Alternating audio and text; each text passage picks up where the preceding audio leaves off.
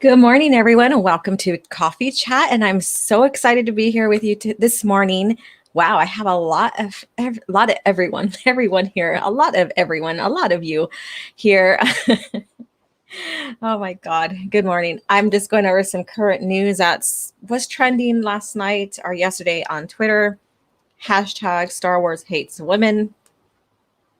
I have never thought Star Wars ever hated me or any other woman. I thought it was an excellent story, excellent lore, especially in George Lucas' era of Star Wars. So let's go ahead and take a look. And guess what, you guys? I am now monetized. I never did a huge celebration stream, and I still want to. I just haven't been able to put it in my schedule. So let's see who's here. Okay, thank you so much, Matt G. Very first super chat. $2. Oh my God, like no way. And then I didn't pull up to see what the super sticker is, but thank you so much for the 149 super sticker. And again, Matt G at $2. Oh my gosh. Alaya, you're like monopoly-tized or something. I swear I can read. So thank you so much, Matt G. You are the very first one to send me super chat and super stickers. Congratulations. Cheers to you. And so the question that I always bring up is, what's in your mug? So are you drinking Caff? Are you drinking tea? Let me know. Hi, Zaggerot315. How are you doing? Good morning. And my morning is a bit hazy. We have a big, huge fire going on in the mountains where I live at. So outside it looks like it's cloudy, but it's not. It's the smoke. And so the sky is kind of a orangish, pale orangish color. So it's very interesting. Very, very interesting. Hello. All right. AFK Bard. Good morning, everyone. Good morning to you and cheers. All right. Let's see here. Maybe she's being ghosted by YouTube. No, I'm here. Do you see me? Could be, yeah. I don't know why I'd be ghosted right now. I haven't done anything yet. There were more people in here when she wasn't monetized. Let's see here. 12 people are in here. Laugh out loud. Maybe not. Some mornings are different than others because I do a morning show, live stream show. And even though we're in this quarantine, social distancing, we still, people still do go to work, and school has started as well. So look at my earring, by the way. Look at that. It's a lightsaber. It's a green lightsaber in honor of Luke. All right. Let's see here. And I did have Miss Martin Muses here. How are you doing, darling? What's in your mug this morning? It's 9 a.m. here. So let's see here. Hello. OG in the house. Yes, John Jenkins. How are you doing? Let's see here. I was drinking milk from my big Ghostbusters 2 mug. Yum, that sounds like a good drink there. Drinking tea. Howdy, OG. Hola, chat. Thank you, Soul Assassin, and good morning to you from Kelly. Oh, snap. Are you around the SF or San Francisco Bay Area? I'm 3 hours away. So I am like 2 hours from the Sierra Nevadas, 2 hours from the coastal mountains, coastal range, and then like the big cities like San Francisco, Sacramento, and LA, I'm like 3 hours away. So that's not trying to dox myself or anything, but that just gives you an idea. So whenever we have fires, especially closer to the mountain range near where I live, sometimes it gives us an cloudy overcast from the smoke. Let's see here. Orange Hat, thanks for that info. Wonder Woman 1984. Yes. I had chocolate milk in my cup. Nice. That sounds like a great drink.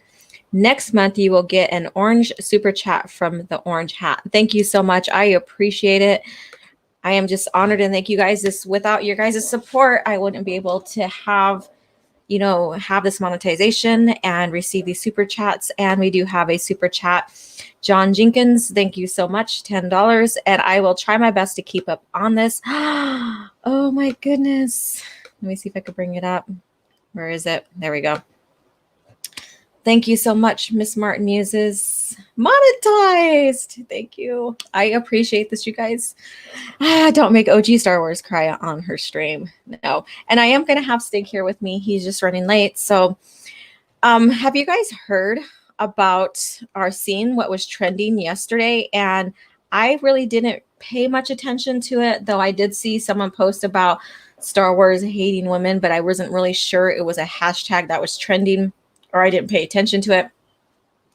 And then so Ichibaka wrote an article about that, and I seen it this morning, and I was like, what? Wait, okay, that makes sense, because the lady who posted it, and I comment on there that I never felt like Star Wars hated me. I love the movies, I love the lore, I love, and my favorite character is Luke Skywalker. I did not have a problem associating or um, you know relating to him. And she blocked me. So I was blocked because I didn't reach the narrative. And so I wanted to cover that, and then also show you guys about a new book, Order 66 book that's from Disney Lucasfilm that's coming out. So I know that there are some fans out, excuse me, like the EU still, or like Disney Lucasfilm, and they're kind of sitting between, picking out what they like about the old or the new, and loving the old. So we're going to get into that. And then on top of that, we're going to talk about X-Wings, Rogue Squadron, what's your favorite squadron? And also, the Jedi lore. What are the Jedi Guardians? Because I was on a huge debate last week about Jedi being warriors. And so we'll cover that as well, because I did a lore video on that. So we have a lot to cover, a lot to discuss. And when Stig gets here, we'll also talk about the X-Wing games, since, again, I haven't really necessarily played the games. I know the overall lore. And so he would be a good person to really, talk about points about the X-Wing games as well. Let's see who's coming in. Good morning. Hey, Jedi Luke. Good morning, and congrats on the monetization at O.G.Starwars. And again, yes, I haven't had a chance to do a huge, celebration stream and bring in, people to let people hop in, and so I can thank them and everything. I mean, all of you guys, I am so thankful for. Thank you so much for subscribing to my channel and watching me grow, watching me develop and create, share the lore. Thank you guys. I appreciate it. And I can't wait for, am I coming up on a year now since I decided to change my channel to a Star Wars channel? I think so. So in November, I believe. So coming up on a year in this November, I believe. And so maybe we'll do a huge celebration then, but I can't wait to see how I am a year from now. So another year, and how much I grow with even my presentation. All right. Wolfie 13s or 13s. I think I asked because I live in San Francisco Bay Area, and we have fires going on around here too, where I am too. Yeah. And yeah, California. It's like one goes off in the coastal area, and then the other one's in the Sierra Nevada or Northern California. All right. Hi. How you doing? Good morning. And again, I would like to, ask, what is in your mug? What are you enjoying while we are chatting about Star Wars here? And again, we're just kicking things off. Soul Assassin, first time I've ever heard about Star Wars hating women, has to be fake news. It was a hashtag, and I'll bring that up in a minute. Okay. I was like, what the heck? And yeah, Ichibaka wrote about it, did a little article about this, and you'll find out why. And then, yeah, it's just insane. It's insane. Okay, morning, OG. Grabbing my first cup. All right, good morning, Latino Slant. How are you doing?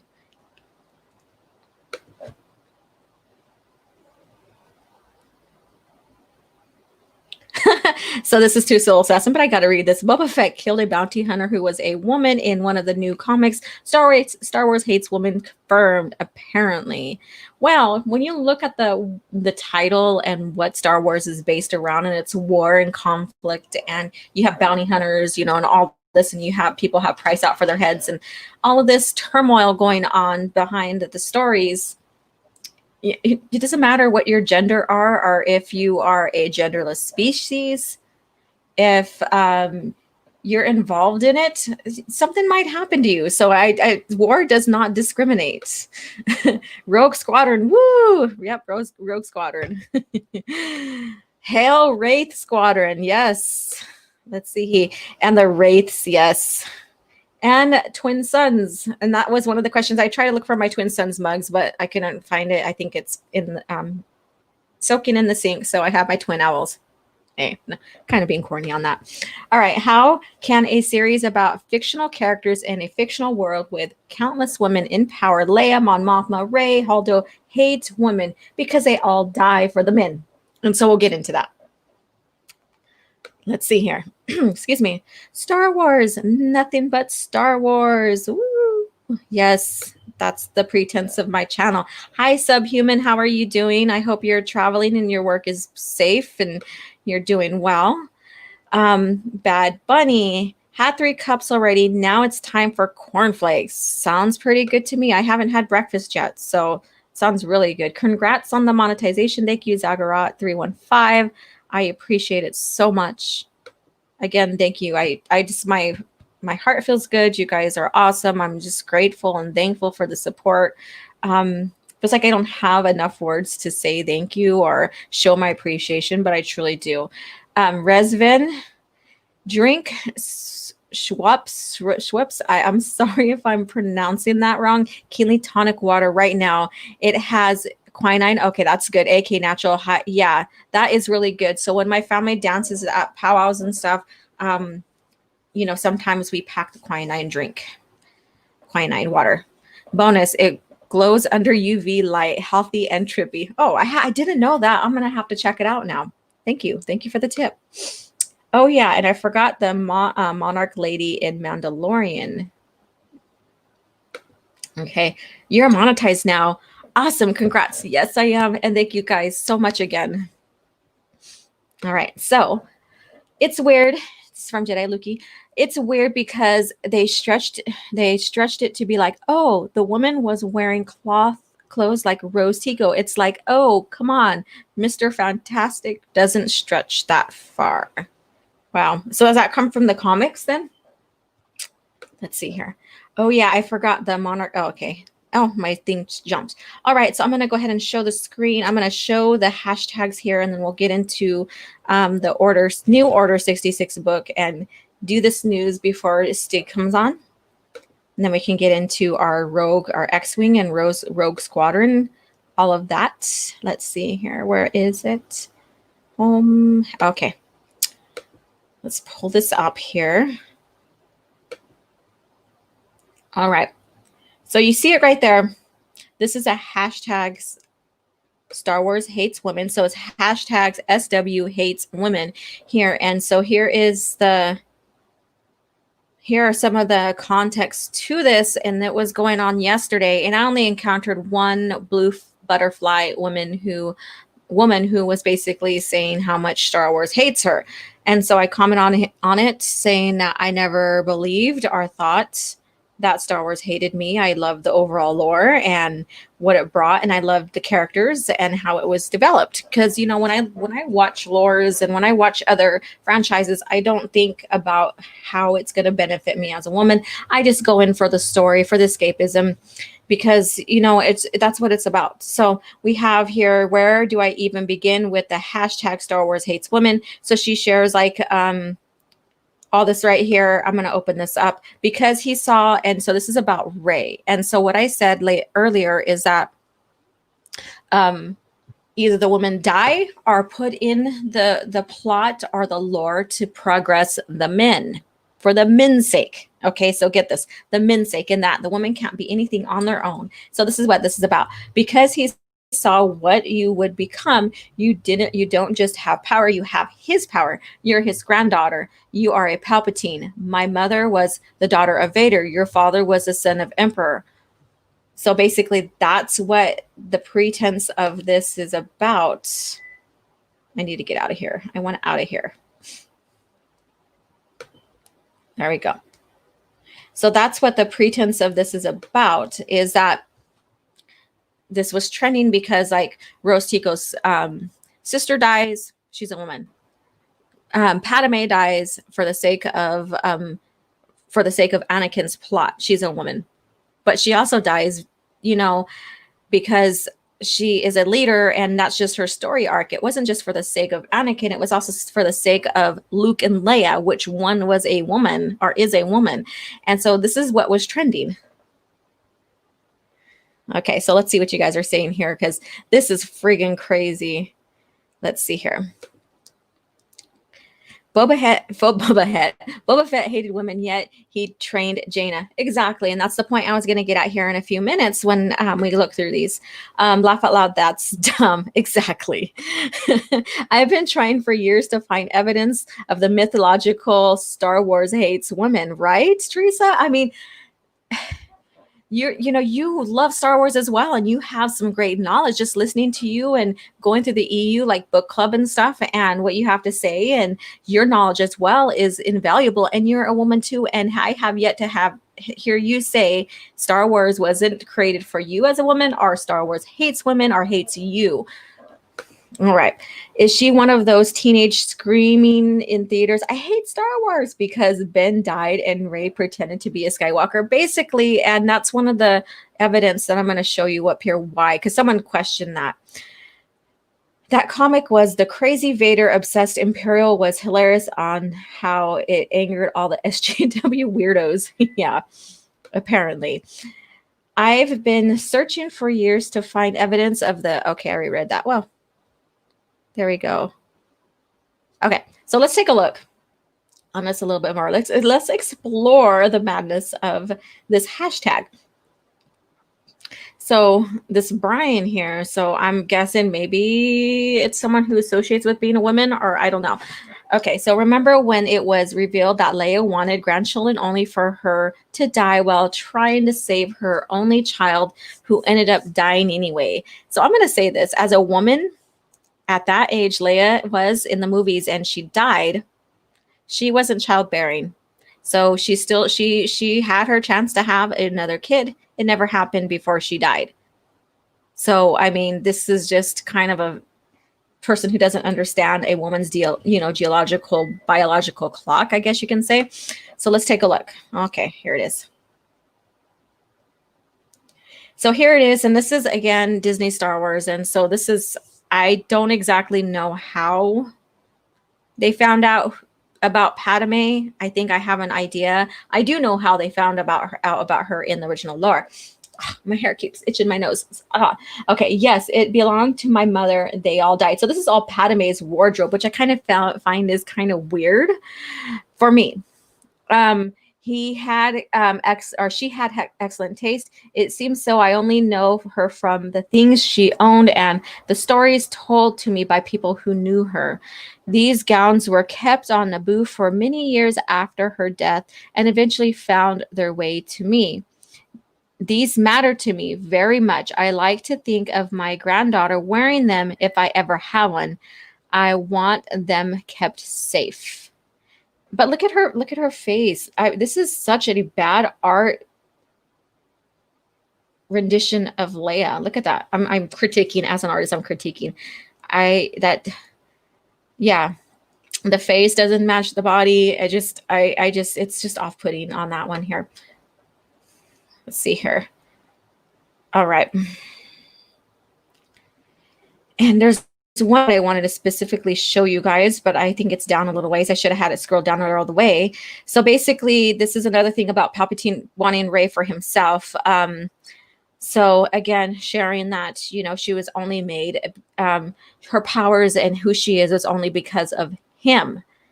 Again, the he, God forbid that, your father, you have powers from your father and knowledge and growth from your mother, like how Leia and Luke do. God forbid that the man influences who you are, yeah. So here we go. Here's another interesting one. This is from Madeline.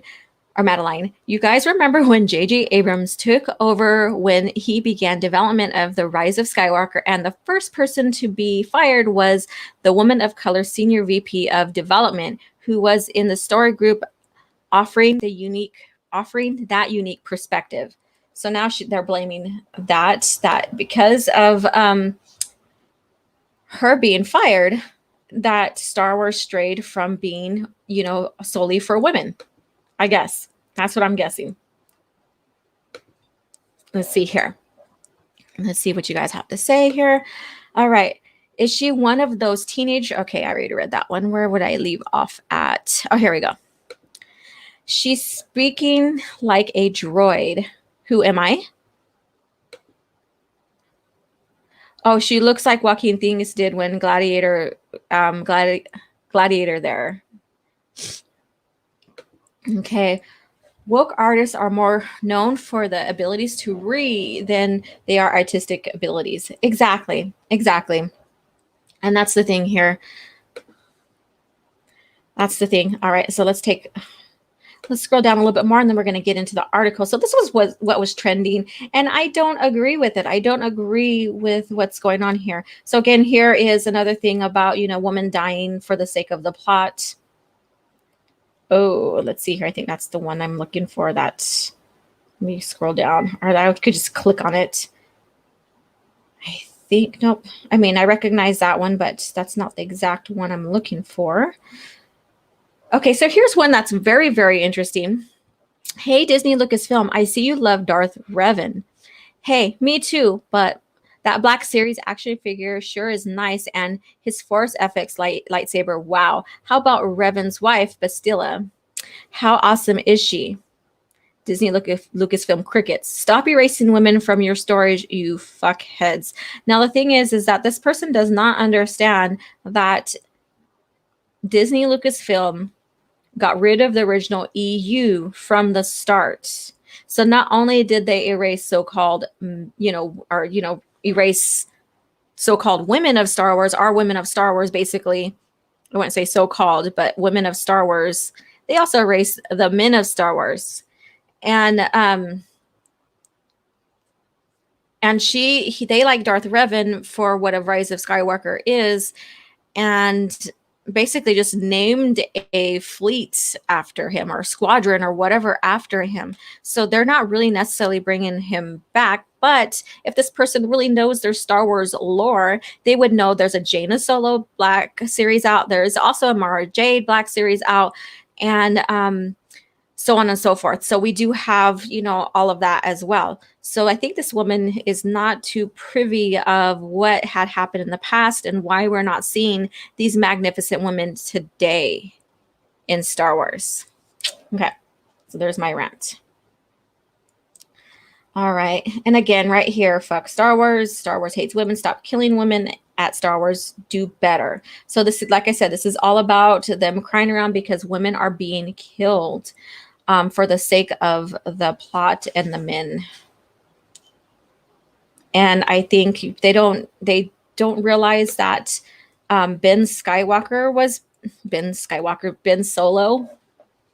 was killed as well as Luke.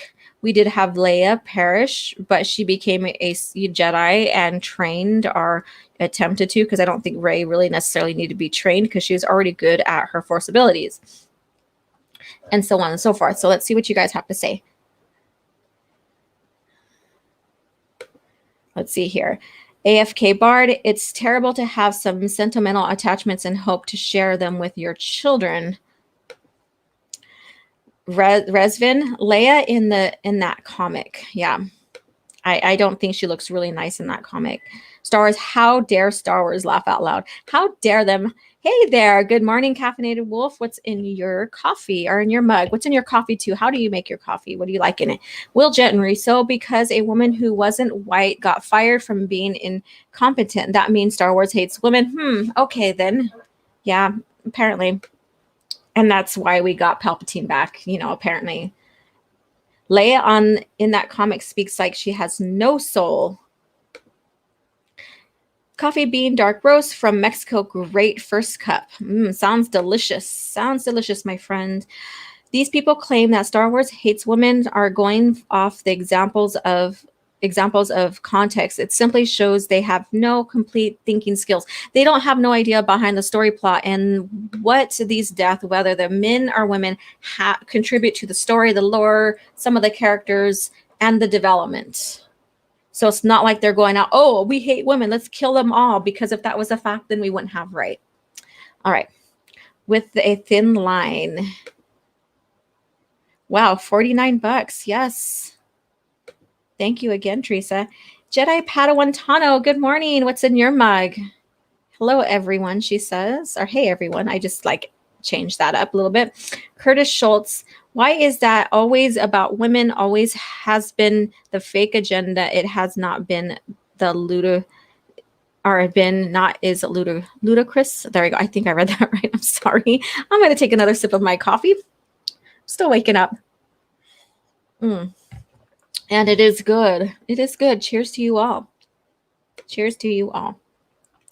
So these teenagers are upset that Ealman in Star Wars aren't winners no matter what. Oh, Ealman are women.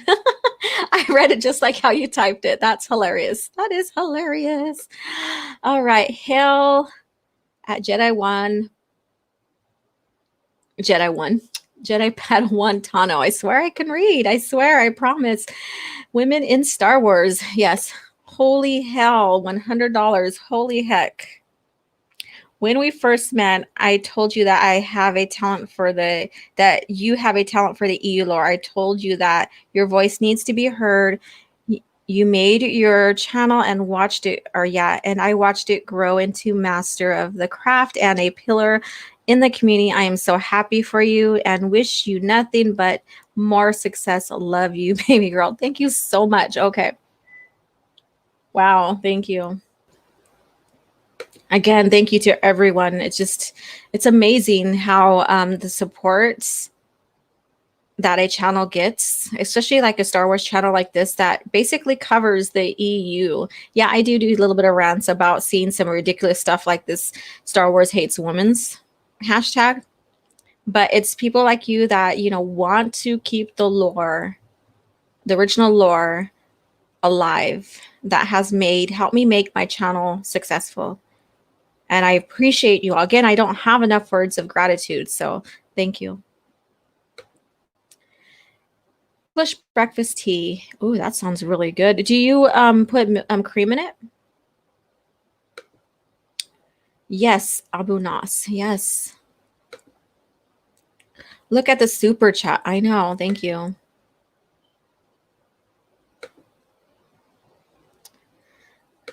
All right.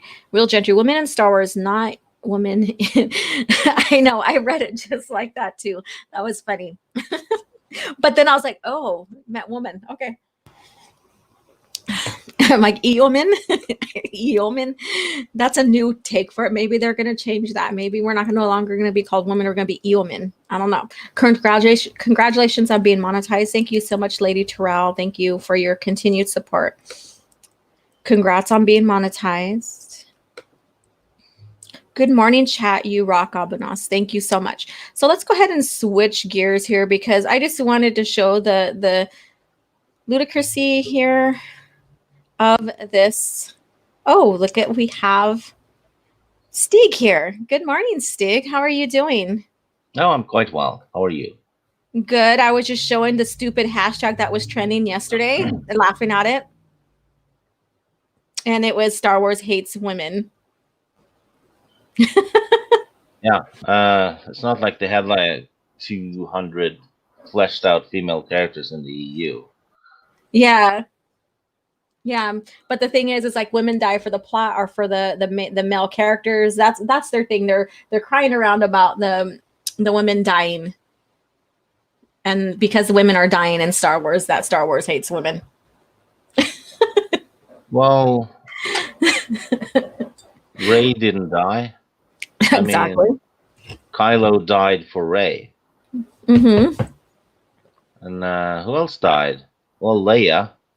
Well, Leia, but she was already, they had to do something with her because of her actual, character, her actual death, or Carrie Fisher's. So they had to do something with that. If Carrie Fisher wouldn't have died, I don't think Leia would have. Honestly, I don't. Yeah, and well, Luke and Han Solo died. Mm-hmm. Yeah. All the male Obi-Wan died. Anakin Vader died. Yeah, I mean, Palpatine was supposed to have dead, but they brought him back. Mace Windu and Yoda, Qui-Gon Jinn. Yeah, there's far more men dying than females. Yeah, there is, but what's funny is that so they do go back into some of the original lore about women dying just a little bit, but mainly the complaint is about women dying in the current canon, which I find funny because this was supposed to be made for women to get into Star Wars. Yeah, and they have what's her name, Dr. Afra. Yeah. She got flushed into space and Mhm. still survived. Yeah. And they're talking about Holdo having survived too. Yes. Yeah.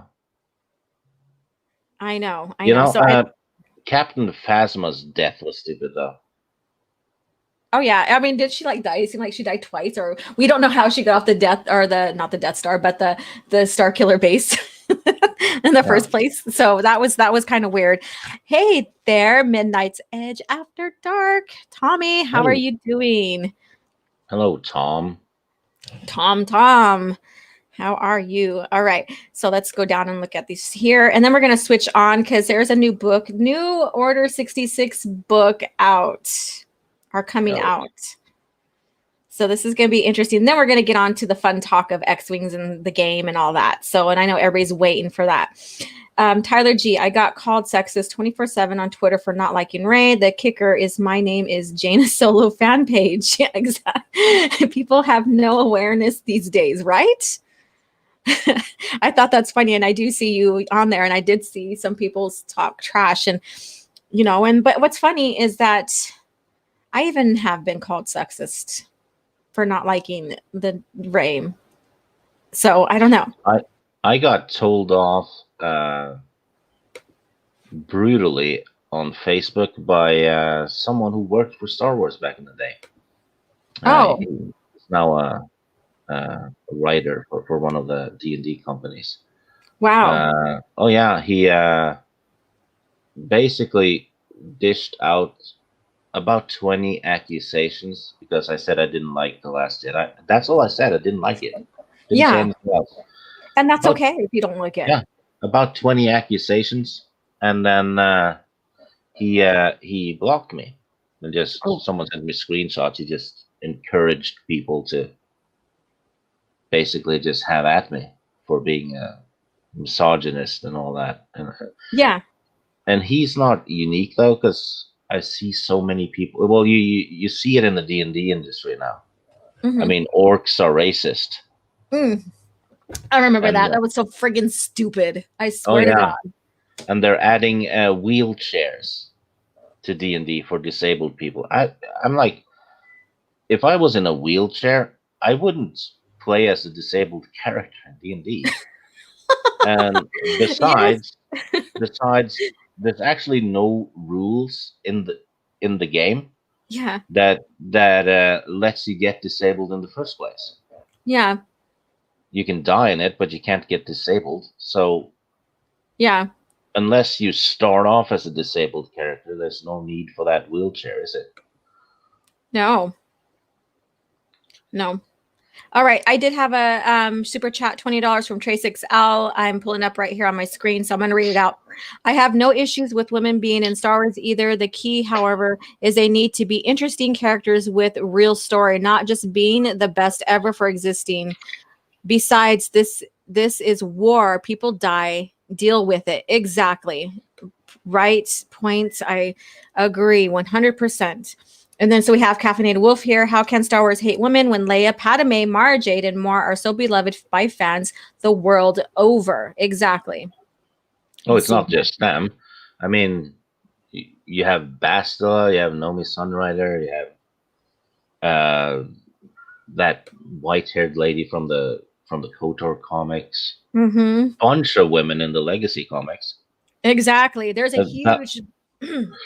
that one has strong females galore. Mm-hmm. Yeah. Even the villains are strong females. There's like 10 of them that Yeah. are fairly main characters. Yeah. Yes, and Legacy, like if you guys haven't had a chance to pick up Legacy comics and read them, get them. I will be doing reviews here soon on them. Right now, I'm working on Jedi Lore, going through, like the factions within the Jedi Order, and then probably maybe I'll get into like the different saber duels, saber techniques, like 1, 2, 3, 4, 5, the forms. Excuse me. Woo. I was just telling everybody earlier today when I first came on is that we are being affected by the fires around here in California, and that our sky is filled with smoke. So it's orange outside right now. So it's bad. So guess I'm feeling it in my sinuses too. So sorry for sounding kind of raspy. It's kind of sound like Marge Simpson. I sound perfectly fine because nothing affects me. Yeah, it's not affecting you whatsoever. All right. So we have Latino. I'm a force ghost, so all my allergies went away. Yes, they went away. Everything went away. All right, Latino Slant, $2. Thank you so much. Love your content and love your love for O.G.Starwars. Congrats. Thank you so much. All right, so we're gonna go. That swamp ass bitch Christy has sent you a super sticker. I know, I'm coming right. I'm seeing it. Let's see here. Super sticker. I can't reveal. I'm gonna have to pull up. I don't see what the sticker looks like. I'm sorry. I am new to this and I have to pull it up on another screen. So thank you so much. According to Christy 149, super sticker. Thank you so much. You are appreciated. Thank you guys for your support as well. There's zero point in whining about the films when there are so many places to hear of compelling characters. Exactly. And I agree, Trace Al, on that. So you know what? Let's get out of this madness that is of these individuals thinking, and let's go into this little bit of news, and then we'll get into the X-Wings. All right. Let's see here. Let's pull it up. Seems Christy heard my comment. Did she? Oh, what did she tell you? I can't see the screen right now. There's 2 fingers up. Fun times. You two behave. Oh, goodness gracious. Let's see here. Here we go. Stig, you're something all right. She's telling you you're number 1 twice. You must be really close to her heart. Yeah, probably. All right. So I like to laugh at Screen Rat and stuff sometimes. Sometimes they do cover new stuff that coming out of Star Wars. A bit, they still, to me, don't understand Star Wars. But here we go. Star Wars canon introduces another Order 66 survivor. Here we go. So this is the new lore. Star Wars Dark Legends reveals a new survivor in the Clone Wars and Order 66, Kira Ventella. Okay, so we have a woman here. A woman who survived. Imagine the surprise. And I did tweet that on Twitter before I started my live chat about this. A brand new Jedi who's never appeared in canon before. So she's brand spanking new. All right. Star Wars has introduced another Jedi survivor of Order 66 in canon as Matt Stover's novelization of Star Wars Episode 3, Revenge of the Sith, made clear. The Clone Wars... that novel, they've made non-canon. Yeah, they made because it has so many legends in there. So there's a stupid thing in the article already. Yeah. That novel is irrelevant to this canon. Yeah. Yes. All right. The Clone Wars were ultimate Jedi trap. They were engineered by Darth Sidious in order to leave the Jedi Order overextended and morally compromised. Basically, to get rid of the Jedi, he controlled both sides of the war. But Order 66 was Palpatine's endgame, with clone troopers programmed to execute the Jedi at Sidious's command. Only a handful of Jedi survived, usually by luck rather than judgment. These survivors wound up on the run, hunted as traitors to the Empire. Many abandoned the Force entirely. And that's what's in the original lore. So basically you find either they abandon entirely, start families and stuff, or, are either it's just start up a new faction of Force lore or users or whatever. But mainly they just abandon the Jedi ways. They hid, and many of the Jedi who survived, or some who survived, were basically the Sentinels version of the Order. So those are the people who were like shadow Jedi and all that knew how to hide and knew how to be stealthy and stuff. Okay, so that's a bit of lore there. Many abandoned. Okay, so blah blah blah blah. Life hoping they could stay under the Emperor's radar. Others, like Cal Kestis, attempted to relaunch the Jedi Order. Darth Vader was personally assigned to hunt them down, and for a time, he even led a group of powerful dark siders called the Inquisitors. The latest Star Wars novel, Dark Legend, reveals a new Order 66 survivor. The book is a collection of in-universe myths, all of which are supposed to contain more than a hint of truth. And in the case of one story, the orphanage, there is good reason to believe the bulk of the story is accurate. So, Stig, what do you think about this portion or this new type of part of the lore with survivors and like someone trying to create a new order, a new Jedi Order before Luke? I don't mind it because even in the old lore, some Jedi survived for a time. Mm-hmm. So yeah, for a time. That's perfectly fine. Yeah. But he needs to die before Luke becomes a thing. Yeah. She needs to be dead, and also needs to fail at creating a new Jedi Order. Because so Yeah. unless they get killed off and wiped out and their plans get destroyed, they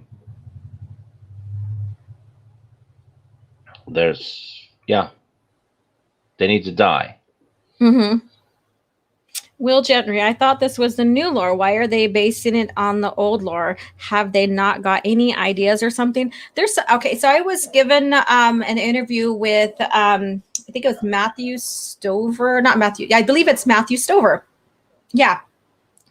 And so basically in this interview, he states that, a novelist cannot get over, their material or them and their stories are being told that it's no longer canon to the lore. So that's one thing that he said that they could never get over, was being decanonized, basically. But he also states that Disney also said that it's not canon, but they will use whatever's in there to build their lore. Yeah. This was an interview. Because they can't create their own building blocks. Yeah, even though they said they decanonized legends, or not legends, made, the content legends, for creative freedom. So, that's very hypocritical. If you think about it, Kathleen Kennedy said, the story group is going to be full of these very creative, diverse people. Mm-hmm. So far, I've seen no creativity, because it's not creative to just steal from other people's work, right? Or rather, it's not stealing since they own it. Yeah, but they're basically taking ideas other people came up with. Yeah, that's not creative at all. That's just copy and paste. Yeah, and so seeing a new character come in, that I kind of like that, because they're gonna create a new little storyline for this character, which is pretty cool.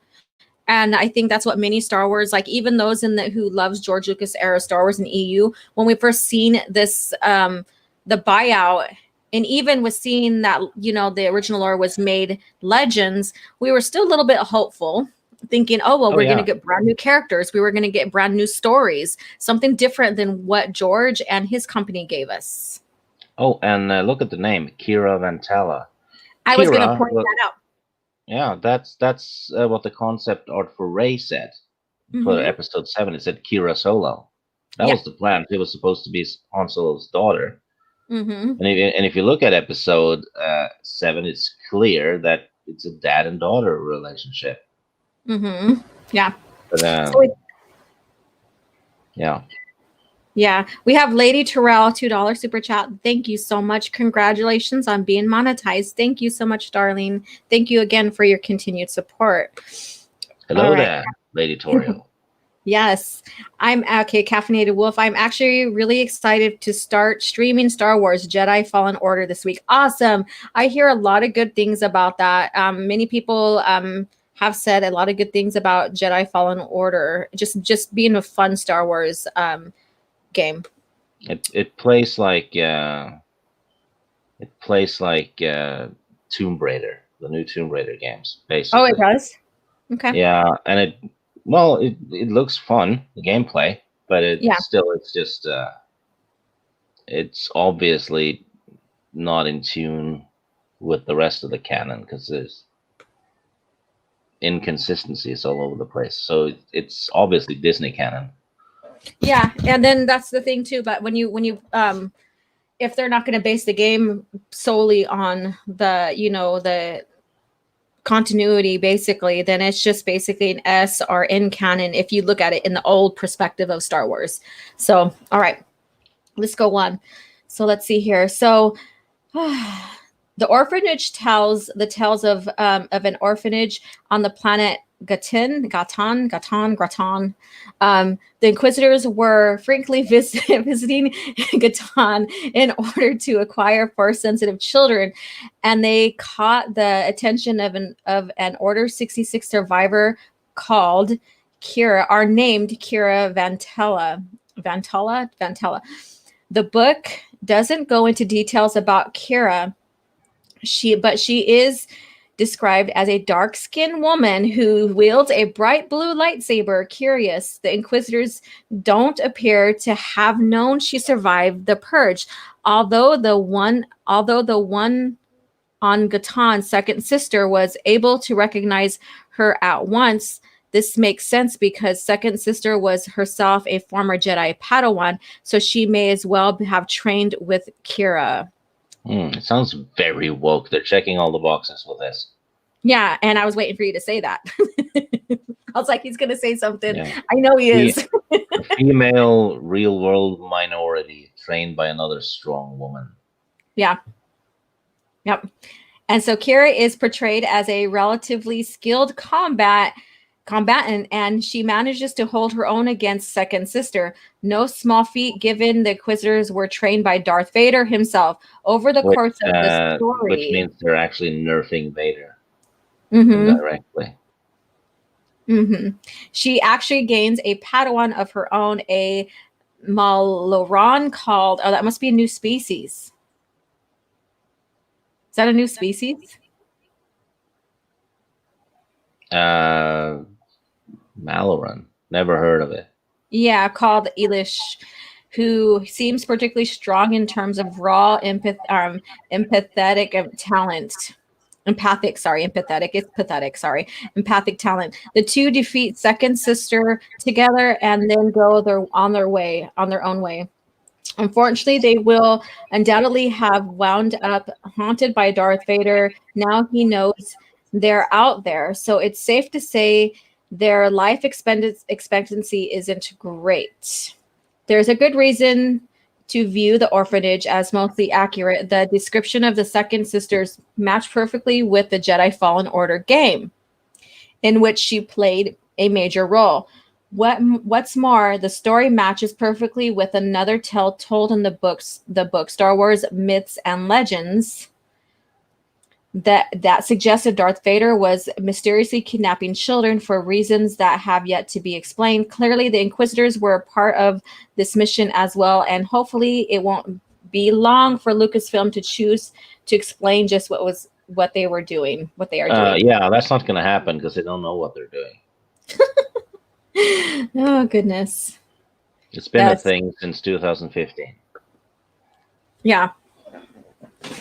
Exactly. So there's that. So they're redoing a bit of the Order 66. They're making it similar but yet different. They do have, this Jedi woman that is surviving her encounters with Inquisitors and most likely with Vader. We'll see. So I wonder how that's gonna, influence Luke's arc as well, because we know that usually, like, most of the Force users that survived, or the Jedi survived, were you created families and gave up the Jedi way, and then later came into the Order under Luke, and so they had no influence whatsoever over Luke's decision on becoming a Jedi and redeeming his father and the training cycle that he went through with Obi-Wan and Yoda. So this, to me, I'm just going to sit here and question, what's going to happen with that overall arc for Luke with this. I'm actually really excited to start streaming Star Wars. Okay, so yeah, we already read that. Okay, let's go down. Then you are lost. Then you are lost. Okay, Kira and then Kira. Now Kira again. Another one. Yeah, they really like that name, right? Lady Terrell. Hey there, sweetheart. So that's to Lady. Fallen Order has a Dark Souls vibe about it, I hear, but the game was written by the same guy who wrote KOTOR 2. Okay. Yeah, the guy who wrote KOTOR 2 had a solid foundation to build a story on. Yeah. Yep. It made perfect sense. Yes. All right. Let's see here. Let's go down here and check out the chats. I don't think I have any more super chats to check out. Okay. Everybody's talking here. All right. So Caffeinated Wolf, all of these Disney canon characters get to take shortcuts and never seem to have to work hard for their skills and power. Where's the character growth arc? Boring. Exactly. There's like, we see like, okay, so we're going to talk about them here too. But we see this guy, even Janors, go through character arc in just this trilogy alone. Yeah, Kyle Katarn has a hell of a lot of growth. He does. Maybe, yeah, it rivals Luke's growth, really. Yeah. It does rival, but it doesn't take away his growth either, though. So there's a difference there. Yeah, you could still grow a brand new. Yeah, you could still grow a brand new character's arc, and it still be just as great as Luke's, but never, take Luke out of the picture for the sake of their growth. Yeah, and Kyle Katarn, he probably fails as much as he succeeds overall. Yeah. Mm-hmm. Which is kind of ironic, because in The Last Jedi, you have Yoda saying, yeah, failure is the greatest teacher, right? Yeah. Yet Rey never fails. Yeah. That's just some crazy crap there. All right, there he go. Are they trying to diminish Jedi Fallen Order because the hero was a guy? Probably not. The hero. I know. I'm just reading them as they go. It's just because I'm being fun here. Okay. Tyler G. I remember people complaining about too many Jedi being alive during the OT in the EU. What happened to that? Those Jedis got killed. Yeah, they all got killed. And then when after Return of the Jedi and Luke started exploring and getting archives and finding Force sensitives because he got permission. He went to Mon Mothma and the New Republic, when it was early established, and asked for their blessings, to sanction him to create the new Jedi Order. So during that time, he went out and searched for potential Jedis, and that goes into the Jedi Academy trilogy, which Stig is very fond of. I don't like it. As for the Jedi that survived Order 66 in the old canon, a lot of them were fleshed out in the comics. Yeah. But then you got a comic series called The Dark Times, mm-hmm. which followed up the Clone Wars period. And in that one, Vader actually did hunt down a bunch of them and kill them. And the others died fighting clone troopers and the like. I mean, one of them was Giselle. Yeah. Who was an awesome side character, not very fleshed out, but she was awesome. Yeah. She was helping, I think it was refugees or children escape. Yeah. And they were getting overwhelmed by clone troopers. So she used the Force to activate one of the clone troopers' thermal detonators. Blew herself up with a pile of clone troopers. So that was she went out like a boss. Yep. But she had to die, so Luke would be the only one. And they did that with the old EU. They got characters you read about in the comics for 5 years got brutally killed. Oh yeah, and I think the overall story, when you look into it and you just like put it all together, it all makes sense. And again, men and women died in Star Wars. It wasn't just women dying for the sake of the plot. That's not how Star Wars was written. That's not part of the plot point there. Oh, well, the main plot is all women's got to die for these men to be who they are. No. Star Wars, we had Padme. She was a very strong character. she had to die because when we go into the OT, She's you not know, there. she's not there, and and for the sake of her children, and for them to come together I as have to well. admit, though, the way Padme died was a bit stupid. I mean, I know it could have been done better. Yes, I yeah, agree. she had just gotten children, and Yeah. she has lost the will to live. I mean, that should give her the will to live. Yeah, exactly. Exactly. And so seeing that hashtag is just like, I'm like, and I got blocked by one of the persons who shared the hashtag. She didn't like that I wasn't feeding into the narrative. I'm a woman and I didn't feed into the narrative that they're trying to put out there on Facebook or on Twitter. So, yeah. All right. So let's go ahead and switch gears and let's talk about the X-Wing. Let's talk about the X-Wing games and the squadrons that are related, not only to the games, but other squadrons that were created over time in the lore. So, Stig, I know you're more privy with the game than I am. So if you want to start kicking this off about the X-Wing series game. Oh, I was around playing PC games when the X-Wing game happened. Mm-hmm. It was due to it happened because of another game called Wing Commander that had been a huge success, which actually Mm-hmm. features Mark Hamill as Yeah. the lead character. Yeah. So Lucasfilm did their own version of it, and I think it was better. You had to use pretty much the whole keyboard because you had to adjust the shields, the speed, Yeah. constantly. It felt like you were in the cockpit of an X-wing. Yeah. Because it wasn't just press one of the 8 buttons on the controller. This was actually a flight simulator thing, Mm-hmm. which is why the new one's gonna kind of suck. It's gonna be so dumbed down. Yeah. I remember for immersion, one Saturday morning.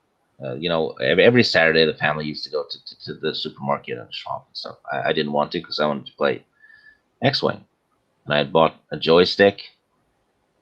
And I was sitting there playing it in my boxers.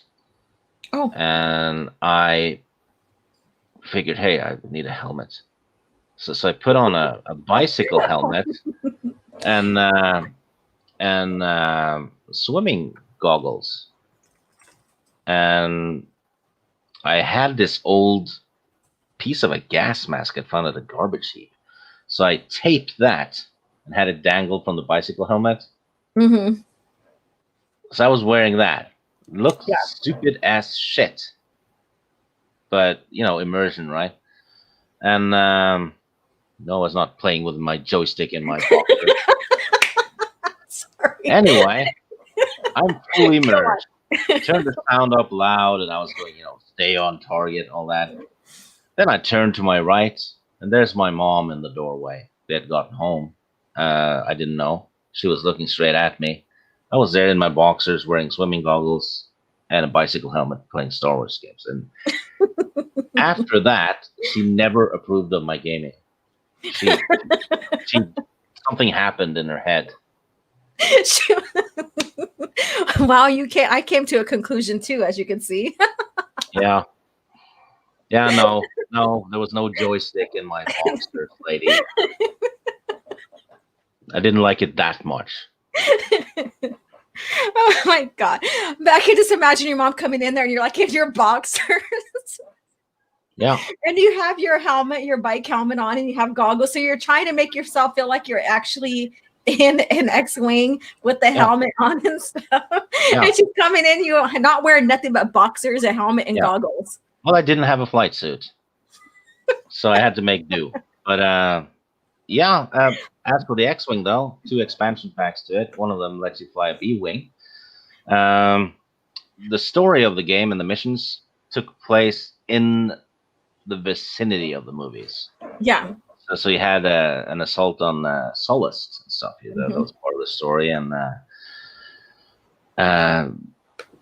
the 3rd expansion pack, which I do believe was called, I think it was called B-Wing or something. That took place before episode 6 and during episode 6. The main game ended with the Death Star run. That's right. It was a lot harder in the game than it looked in the movies. I'll tell you that much, because those turrets actually hit things. Mm-hmm. Later on, though, we got the sequel, which was called TIE Fighter, which was even better. It was more difficult, though, because TIE Fighters don't have shields, so you died after 1 or 2 hits. Yeah. Fun thing about that one is if you're too good at it, right? Mm-hmm. If you get all the medals and you get a full score on all the missions, you get called in to see Palpatine. Oh. Yeah. And, looks fine, right? The Emperor's going to reward you for, you did something special, right? No, he kills you. He kills you with Force Lightning because you've become a threat. Damn. So, you get called in to get blasted. Yeah, you get killed. Yeah. And which fits with the lore. Yeah. Because Palpatine would not want anyone to be a threat. He's the one who's supposed to be the popular one, right? Mm-hmm. So you actually have to deliberately make some mistakes. Yeah. Nice.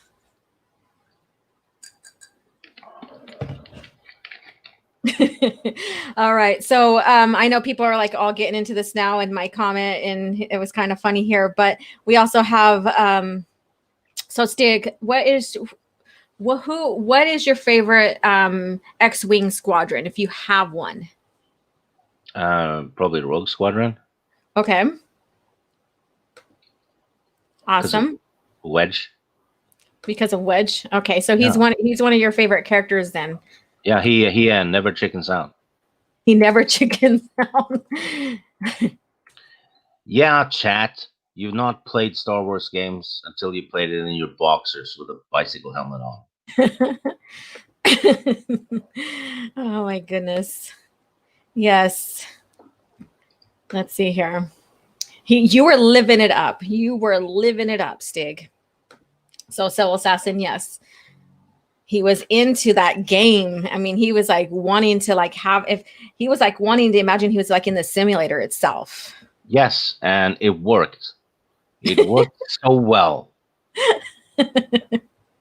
Oh goodness. TIE Fighters was the first one I got. The X-Wing and X-Wing versus TIE Fighters. I never got past training in TIE Fighter because I couldn't get past training. Oh, I'm so sorry, Trayla.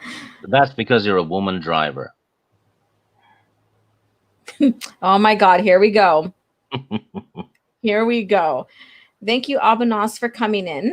Thank you so much for the super chat as well. Again, for all your support.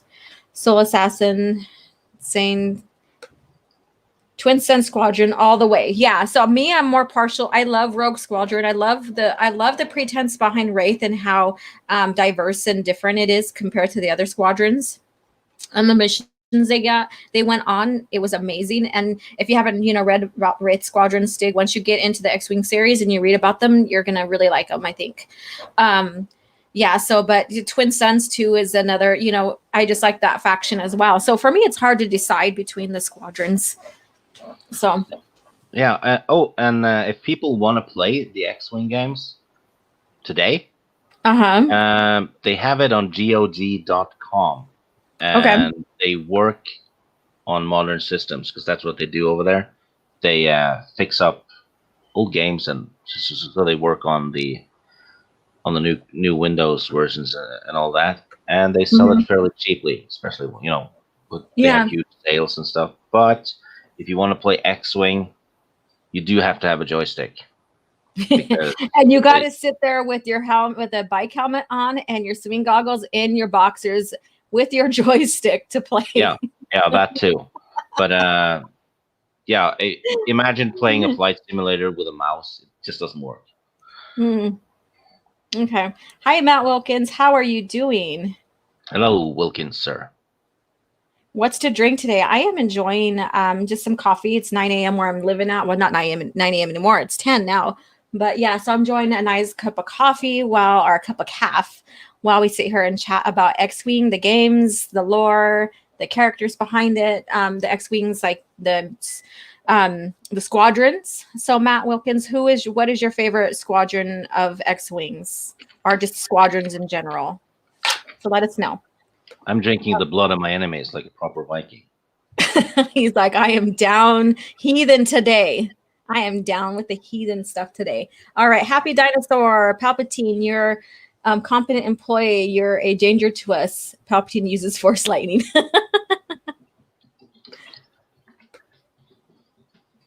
All right, Trailer. Wedge is never going to live down Chicken Girl. No, he's not. Not according to Steeg. Okay, ambassadorial wing. And I'm saying that as a straight white male. I missed what you said previously. Oh, Ambassador or Wedge's Bay. Yeah. Yeah, he is one of my favorite pilots. So he's one of my favorite pilots. All right, Caffeinated. Just a fun bit of trivia. I looked up the joystick I had. Mm-hmm. It's called Python 4. So you're playing with your Python. Yep. Oh, geez. This is getting hilarious every minute. All right. Caffeinated Wolf. Rogue Squadron is like the only squadron I am familiar with, and only because of the games. Mary's Star Wars knowledge dwarfs mine. Laugh out loud. Actually, correction. It was a Python 1. A Python 1. Okay. And it was white. Ah. And it had auto fire on it. Okay. Very interesting. Yeah, that very good grip. I imagine. Let's share it. We could or put it on. Let's share it. Do you have a picture of it? Yeah. And I mean the joystick too. Oh wow. Yeah, I was talking about the joystick. I know you were.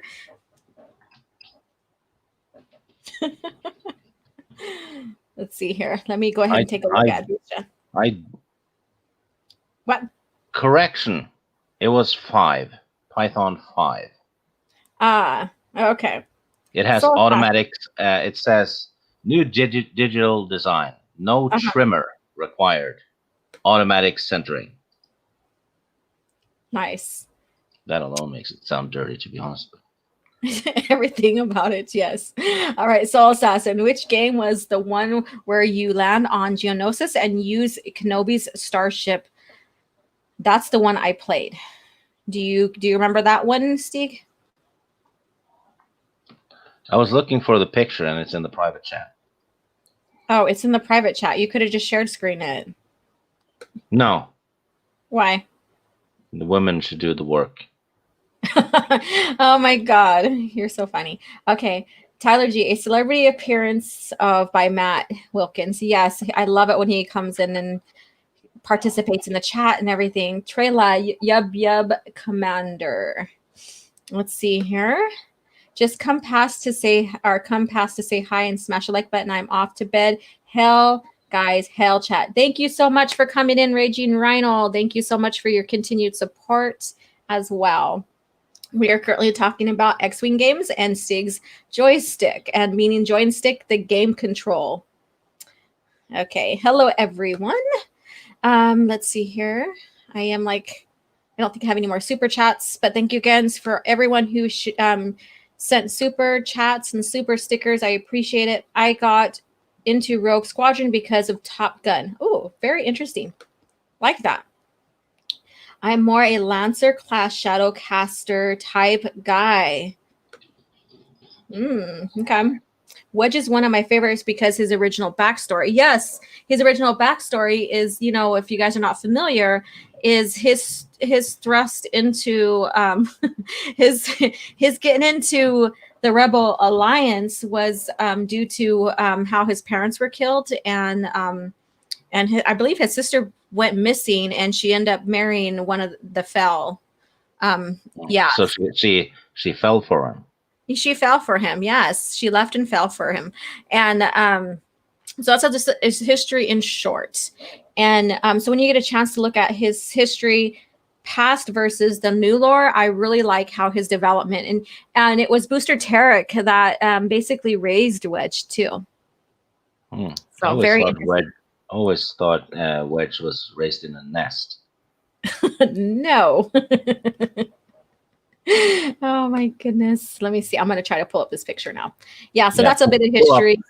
pull up the joystick, Dolly. Yeah, pull up the joystick. uh, let me see here. All right. Let's take a look at Stig's joystick. Okay. Let's see here. Which one is it? Oh, here we go. There it is. So there's the joystick Stig was talking about. Let me get the chat out of the way. Quick shot. There we go. So that's what he's talking about. So imagine him with his helmet on, with goggles, in his boxers, playing his X-Wing games with this joystick. Yeah. There I was in my boxers, gripping my Python 5 firmly and pressing its buttons, Yes. turning So it from side to side sharply. joystick pick. That's the new name of it. Fell for the fell. It's an old story. Yeah. Spinning is always a good trick.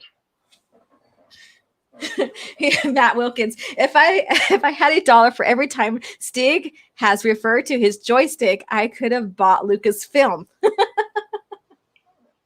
Wow. Okay, I'm sorry. That's just funny.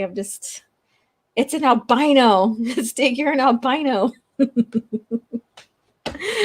Stig's Python in all its glory. Use the Force, Stig. Use the Force. Ambassadorial wing. If it had been a pick of Stig's junk, I was out of here. No, I don't do that kind of stuff. I don't. Not my style. It's not junk. It's a classic. That's a classic. That's a classic. The Python 5 is a classic. Yeah. No trimmer required. Okay, so you call the joystick your Python A. I could see this video getting flagged. Right? My first monetized live stream getting flagged and stuff. Damn people, joystick pick. Ha ha ha ha. Hey, it's fun to have some silly humor, right? I mean, might as well, so there we go. So who is Stig? And chat, you can even answer this as well. Who is your favorite pilot?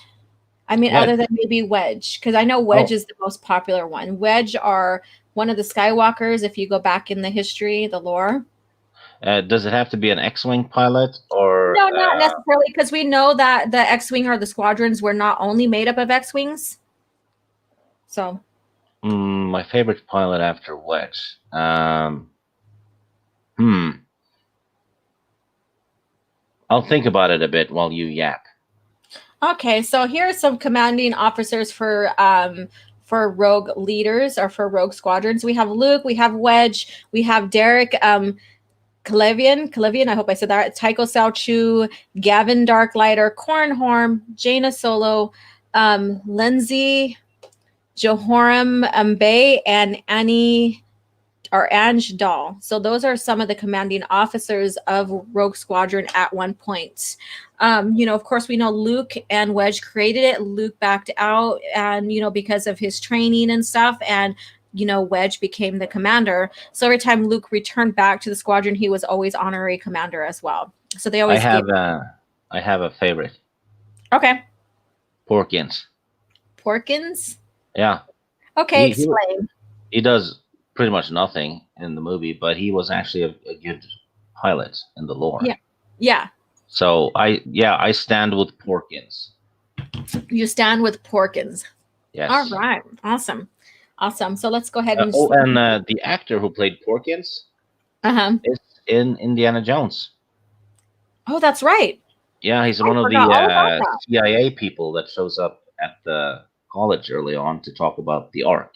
Yes. Okay. I thought I recognized it when my daughter and I was watching it, but then I didn't really think about it too much. We were giggling at the point where that guy, when they were in the down in the the caverns, I guess you can say, and that fly crawls into the guy's mouth. What was the guy's name again? Oh, Belloc.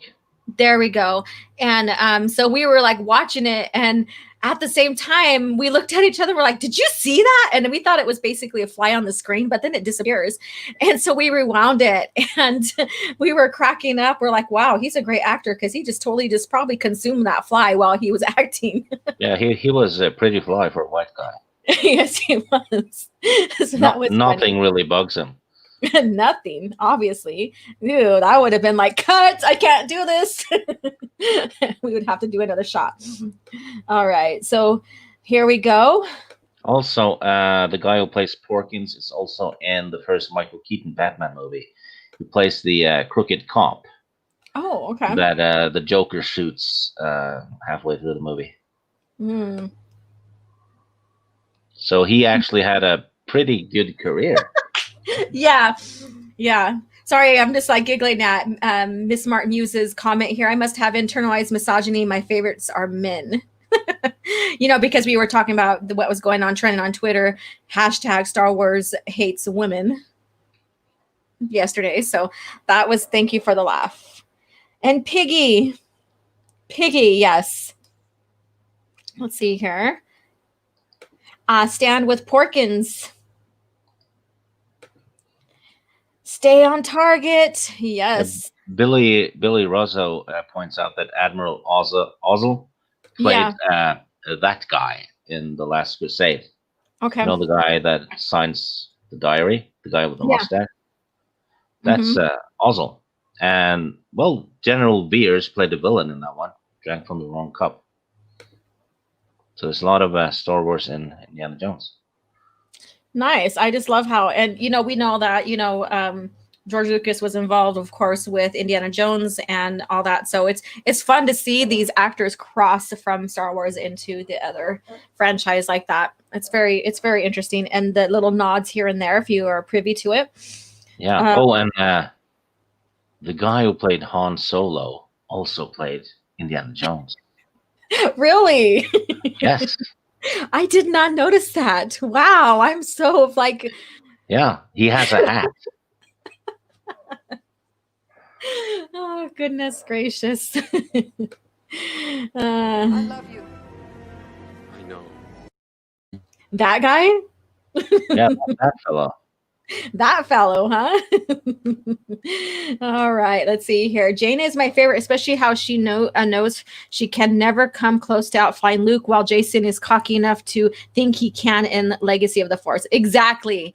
And it was so heartbreaking to see her like just melt down when she thought she shot Luke in friendly fire when they were when it was her and it was Inferno, I believe, the novel Infernal, where they were out there confronting, the Anakin Solo and, Jason and stuff. So that was very like just heartbreaking just to see her go through that, and how much she revered, how much she has a respect for her uncle's piloting skills and all that. So that was really quite an emotional story.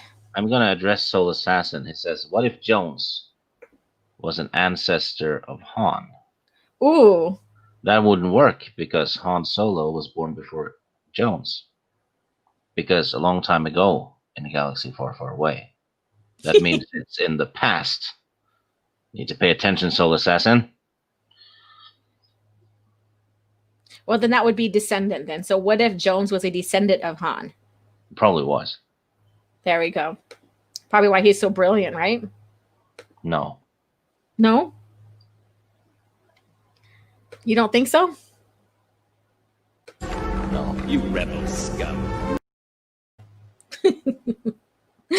Oh, goodness gracious. Oh, he can fly, but he can't land. Which is the same as Harrison Ford. He can't land either. So Ford was method acting. R2D2 and C3PO were on the wall in the well of souls. Yeah, we were talking about that too. Me, my daughter. Let's see here. Why is Ketch no one's favorite? Oh, I don't know. All right, so let's go ahead and see who else was on the squadron list here, past and present. So we have the staff officers, and then let's see here. Actually, I want to change. It's not Porkins. It's Jan Ors. Jan Ors. Okay. Yeah, she picks up Kul Katarn after each missions in the game, and she's very reliable. Yeah, she was still a part of the lore, even though we didn't hardly see her in quite a few missions, secret missions as well, top secret missions, and that's even in New Jedi Order. So yeah, Jan Ors is awesome, underrated. Yeah, she is. Yeah, she is, and we'll get into that chat here pretty quick. So here are some notable members. So we have Wes Jansen, we have Kusan Moore, we have Zev Seniska. I probably butchered that, and then Sarkly. There we go, and Shira Bree. We have Plor Lol or Yol, Nurin Vakil. And I'm probably butchering some of these because I haven't heard them being pronounced yet. So Ibis Dem and Suntor Fel. We have Raishti Yunor, Oral Korg. So I probably put, yeah. And in Inuri Forge, Alin Varth, Monia Gahan, and Andurgo. And so those are some notable. And so Jan Ors also was a part of the squadron at one time, or just a pilot in general. Let's see here. So those are some notable people from the squadron, from Rogue Squadron as well. Let's see here. Does anyone tell Indiana Jones the odds? Very good question. I don't know. Are you with us, Stig? Yeah. Okay. Orange Hat reviews. One of my favorite moments in Legacy of the Jedi was the Jedi tried to capture Jason. Luke literally locks Jason's ship to his, and Jason is willing to kill both of them. I'm past caring. Yes, that was a crazy moment as well. So Chewie was the one who always landed the Falcon. Probably. Let's see here. Yes, probably. Chewie is a badass. But, we know he dies in the beginning of New Jedi Order. So that was kind of a heartbreaking thing for a lot of people. So we have Twin Sun Squadron here. So founders was Luke Skywalker. And of course, he was one of the leaders. And then he handed over to Jaina Solo. And then also Tobias' son. And the members consisted of Cornhorn, Mara Jade Skywalker, Kip Duran, and Jagged Fell. And so it was founded around 27.5 ABY during the New Jedi Order. So do you recall, Stig, why he handed that over to Jaina? Have you read this series yet, Stig? The New Jedi Order. Oh yeah. That was I think that's when I started reading the EU. The first EU book I read was Vector Prime. I haven't read it since then though. So the book was new when I started reading them. So almost 20 years ago, isn't it? Yeah. Yeah, so Luke Skywalker founded the Twin Suns because of his planet, and his planet Tatooine was one that was affected as well by the Yuuzhan Vong. So in memory of his home world and the Twin Suns, he names his squadron after that. And then the Vong has a prophecy of twins, and one is like the clown, I guess you can say, and one is like basically the hero. And I'm just paraphrasing exactly what they said about that. And so Jaina was the clown, or the jokester, or whatever you want to call that. And in their lore, the twins fight in the lore, in the prophecy of the New Jedi, or of the Vong, and the superior twin wins out. And so they made the superior the Vongs got canceled because of Vong Think. Vong Think? Is that what you said? Yeah. I like wrong think. It's a crime. Yes. Vong Think. And so basically the Jedi used the Vong's prophecies of the the twin arcs at their best advantage, and so they use Jaina to help lure and confuse them and stuff. And so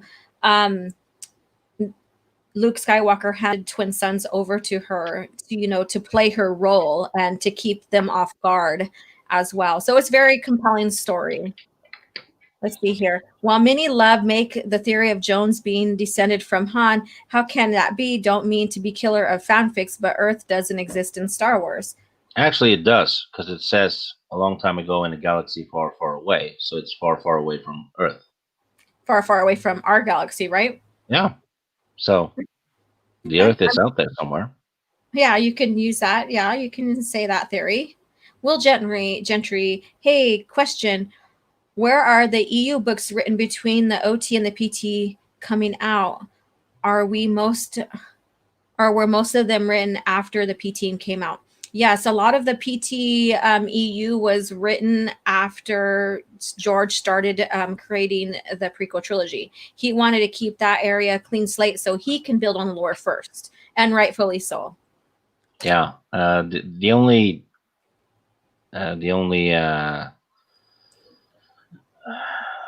books that came out after that was, the Scoundrels, wasn't it? Scoundrel stories. Yeah, but that was post PT, right?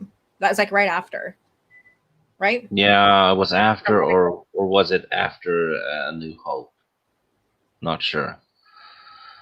But yeah, there's not too many books between the prequel trilogy and the OT. I think it's only the Kenobi book and the Vader book, actually. But there's a lot of comics, though. You have the Dark Times comics, which are awesome.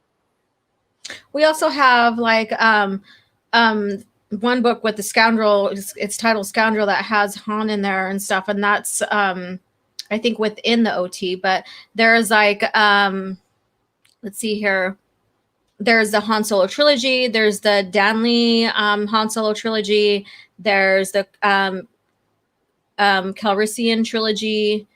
There's many, like the Choices of One. I think Death Troopers is set between. Oh, it's set before Episode 4, right? I believe so. I don't have the list in front of me. Let me see. Let me pull a book that has the list. But yeah, there are some books that are either between A New Hope and Empire Strikes Back, or basically.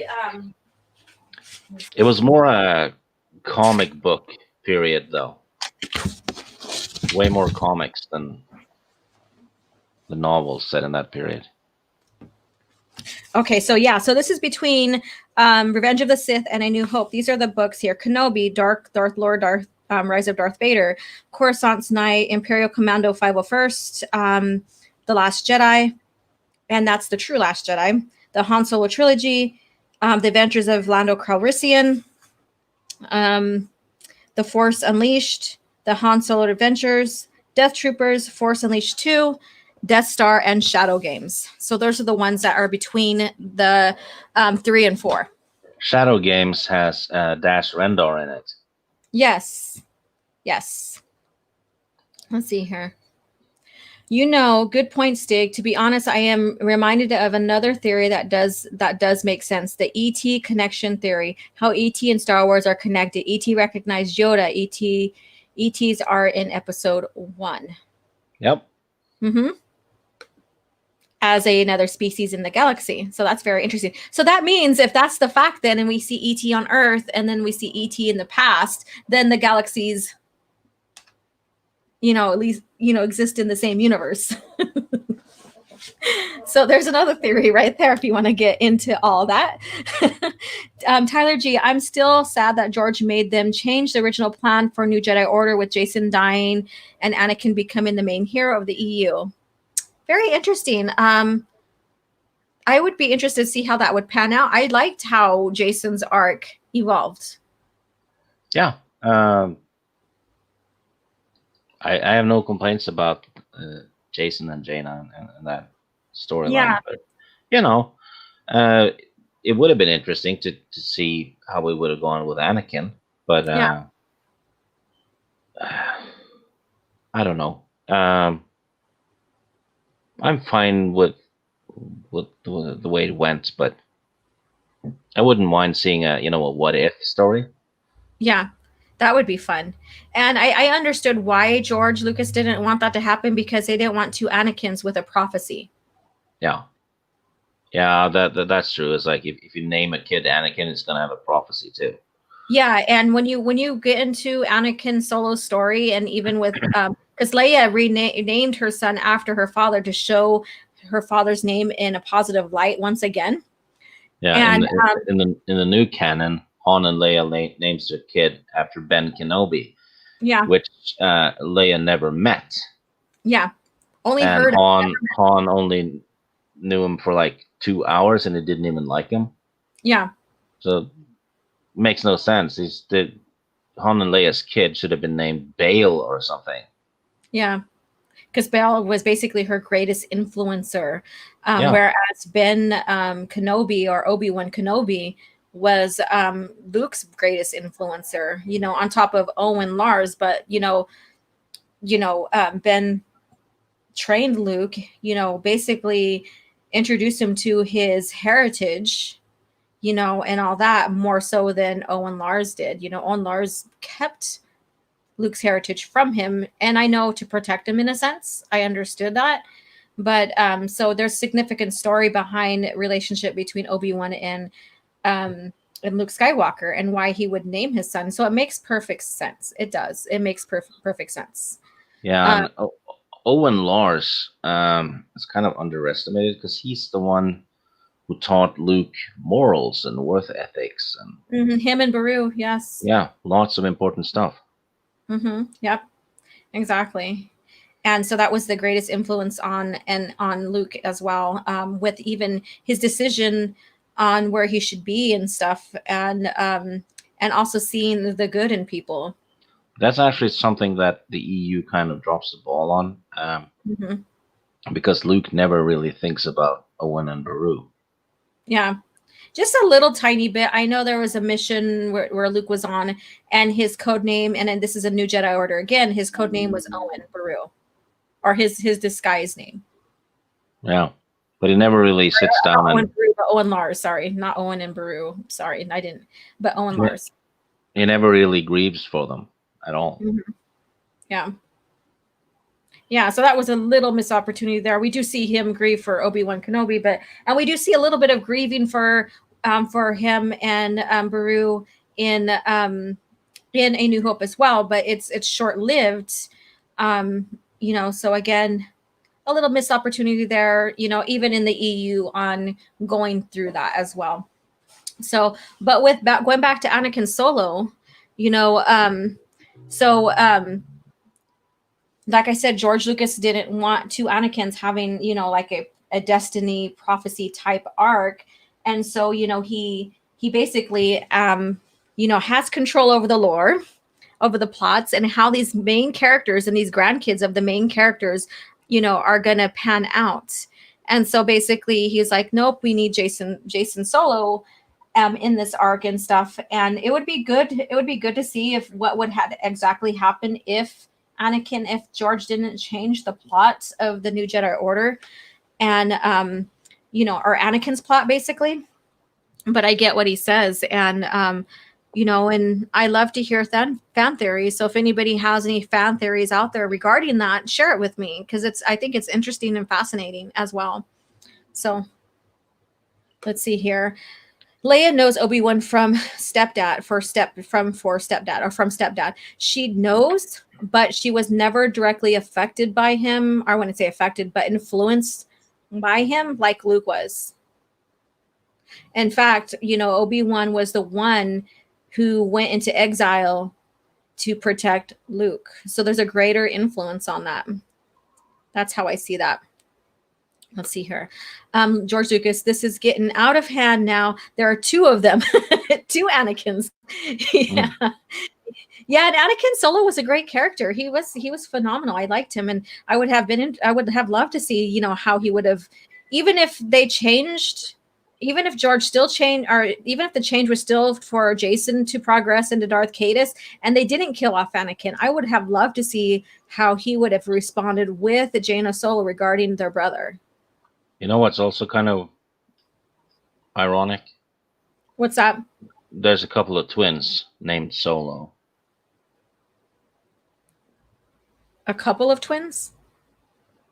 Yeah, twins named Solo. Mm-hmm. Oh, Isn't that yeah. like a little paradox? Yes, I had to think about that for a minute. I'm like, what are you talking about? Who are they? Who are the other Solo twins? No. Leia had 2 babies. Let's name them Solo. Yeah. Anakin was my favorite. I was so sad after reading Star by Star, Grandmaster Anakin. Yeah, and so he was, next to be in line for the Grandmaster, but now we have Jaina or even Ben Skywalker, and most likely it'd been Ben, because when you get into the Fate of the Jedi series, they do talk about Ben Skywalker's potential and his destiny. And so it hints upon him taking over, not taking over the order, but becoming the Grandmaster eventually. So that would have been great to see. That would lead into legacy.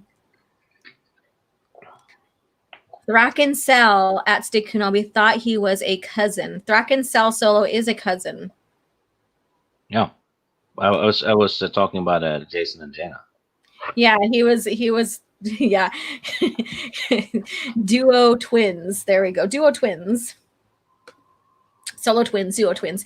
Kidding, of course. Yeah.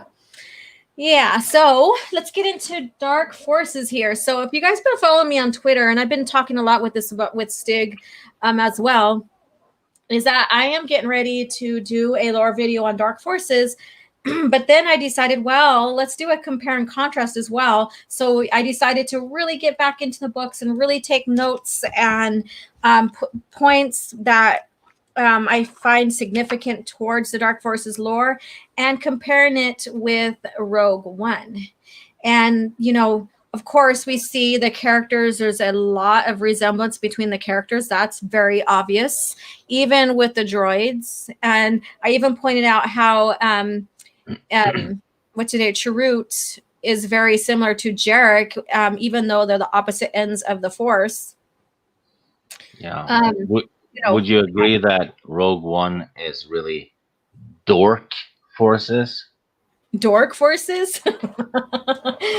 Probably. And that, and then so dissecting, and I'm not done reading yet, so I haven't done the video yet. And I got to go back and watch Rogue One and take notes from that so I can have a better, fairer, compare and contrast. Because I'm trying to show that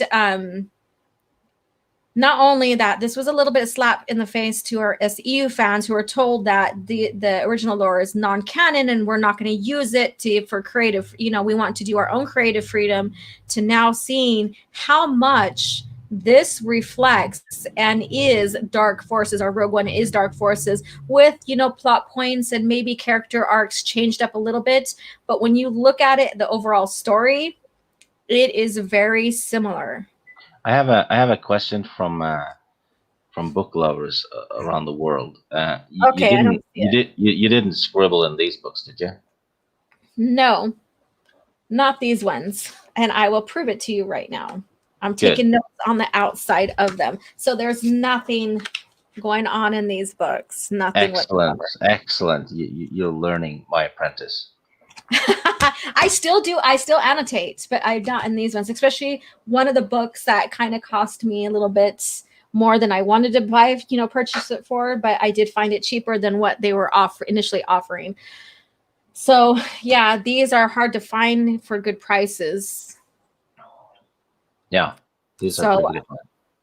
Yeah. People, eBay is getting insane because I see people charging for those, they're selling those omnibuses, comic omnibuses. And usually if you buy those new, they're like 25 to 30 bucks. Yeah. People are charging like 120 bucks for them now, even though they're still sold on Amazon for 20 bucks. Yeah. Yeah. It's what the heck's wrong, people? I mean. Yeah. And so what I was getting about with Jarek and Chirrut is that they're both blind Force users. And I did mention that he looks Asian. He looks indigenous. He looks Asian. He is a Mariluka, I think. That's the species Jarek is. And so there are species that are born with no eyes. Yeah, but same still, as Visas Mar in Culture 2. Yes. She's a blind assassin. Yes. And so when you look at Sharut and Jarek, even though they're on the opposite ends of the force, light and dark kind of aspect, they're both blind force users. And they both influence the story in a way, that progresses the arc a bit, and our influences. And so I pointed that out as well. And also too, going through it and taking notes. Of course, I'm not annotating the book. Okay. I did find out that one of the bounty hunters' name is Porg.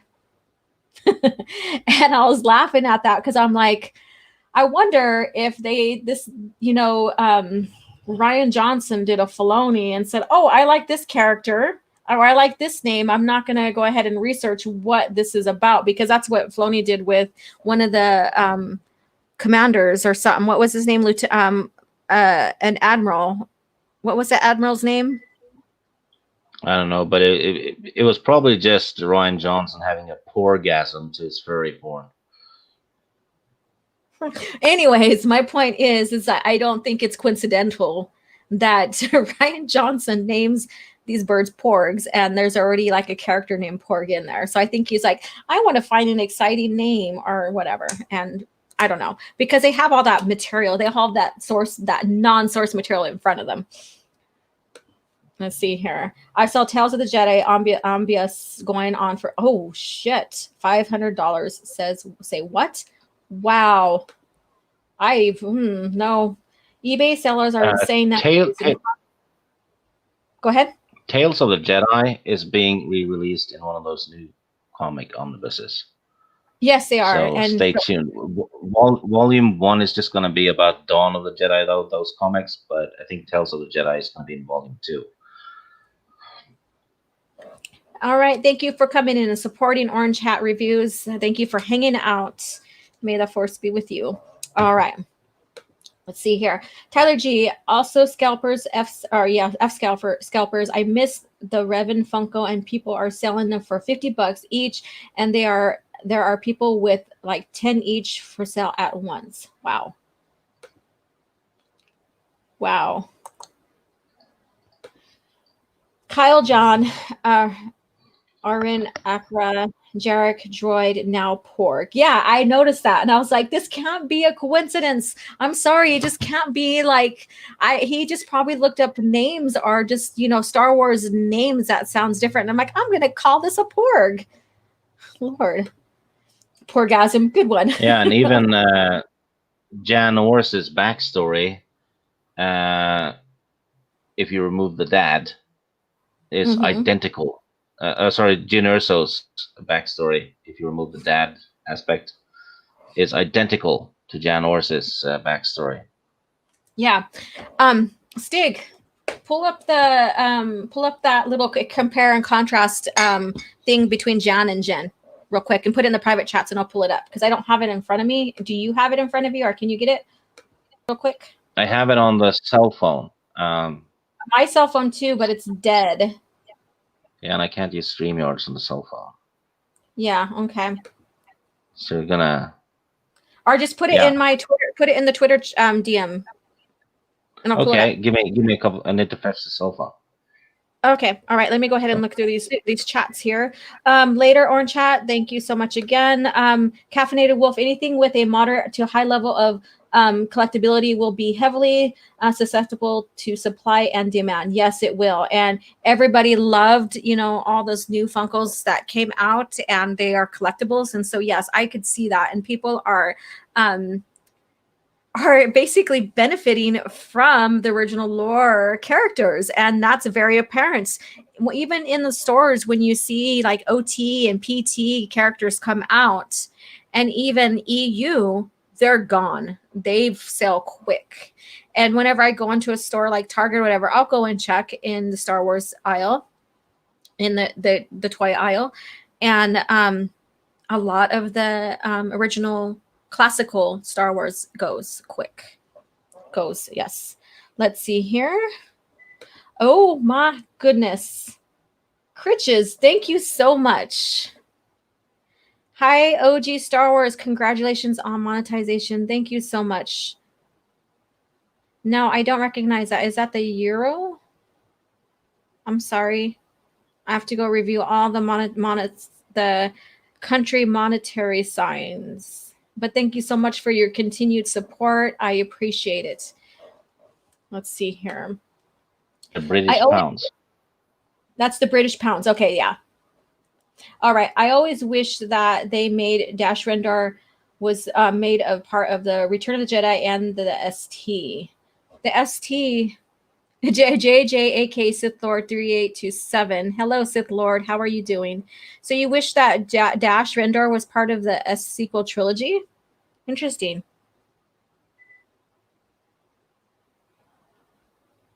All right. They would have screwed him up. Yeah, he wouldn't be. There we go. Pound. Yeah, I was trying to figure that one out.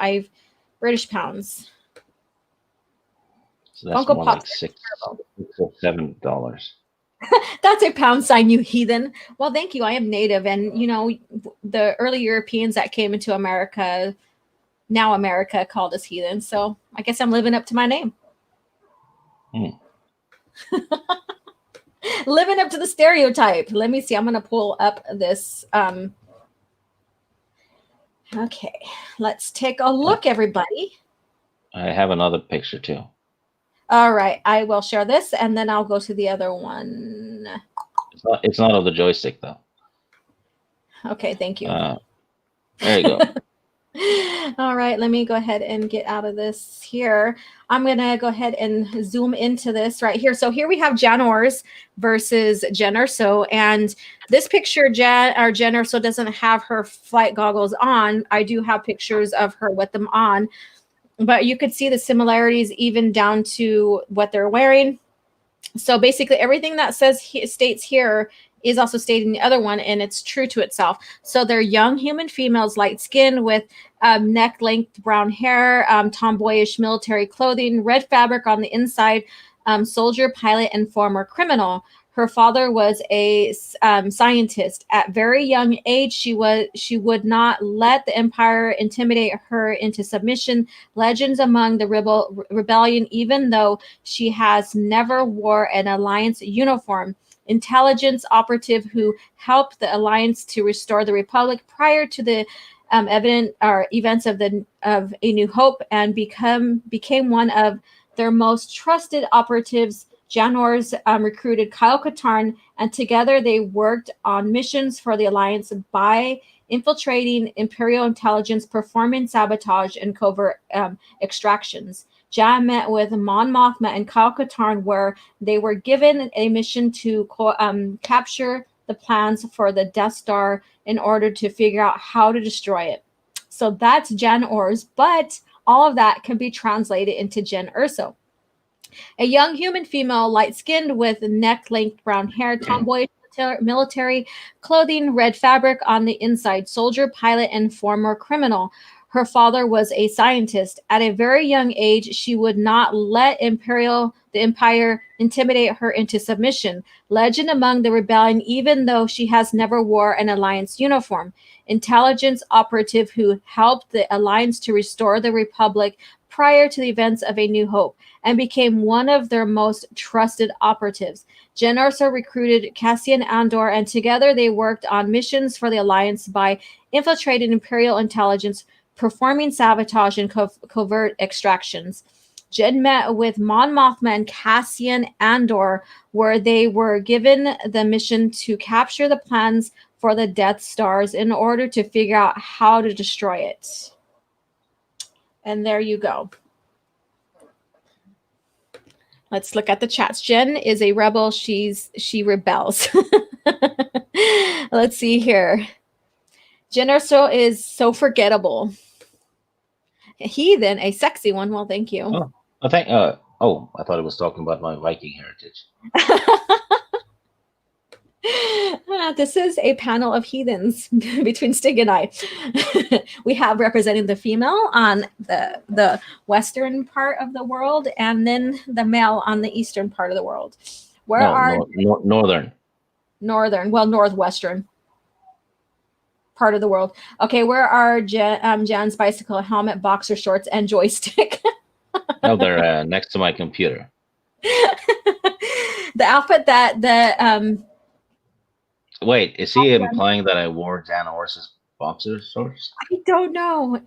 Do Star Wars characters wear boxers? Yeah. Okay.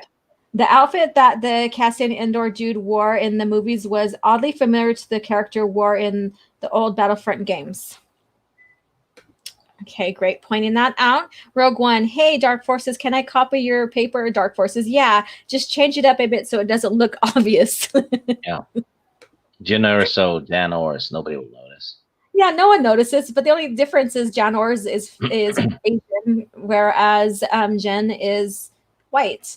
Yeah, so Disney actually whitewashed an Asian, and then they called the fans racist for not liking Rose Tico. Yeah. The fact that hypocrisy. Yeah, I know. I'm surprised that Star Wars Hates Women didn't pull that one up, right? All right. So, anyways, Critches, the fact that they blatantly ripped off the EU so early on should have been huge warning sign. It was, and I've seen it, and I pointed out, but people are like, no, so whatever. Yeah, people were like, oh, it has an awesome Vader scene, so that means it's a good movie. And the reason why people love Rogue One is because it mirrors Dark Forces so much. So that credit should be given to the original lore, not necessarily the writers of Rogue One. But the writers. What they should have had, if they'd done it right, they should have had Donnie Yen's character fight Vader. That would have been awesome. Yeah. But they didn't even think of that. Oh, yeah. And then Jedha and Rusan, I pointed that out as well. They are both similar with having a, like Rusan has the Valley of the Jedi, and Jedha has the Jedi worshipping wills type cult and sanctuary and cathedral there. So basically similar on that as well. So yeah, Razvan. Yes, I think I pointed that out on Twitter too as well. That Rogue Squadron game also pilfered the EU name.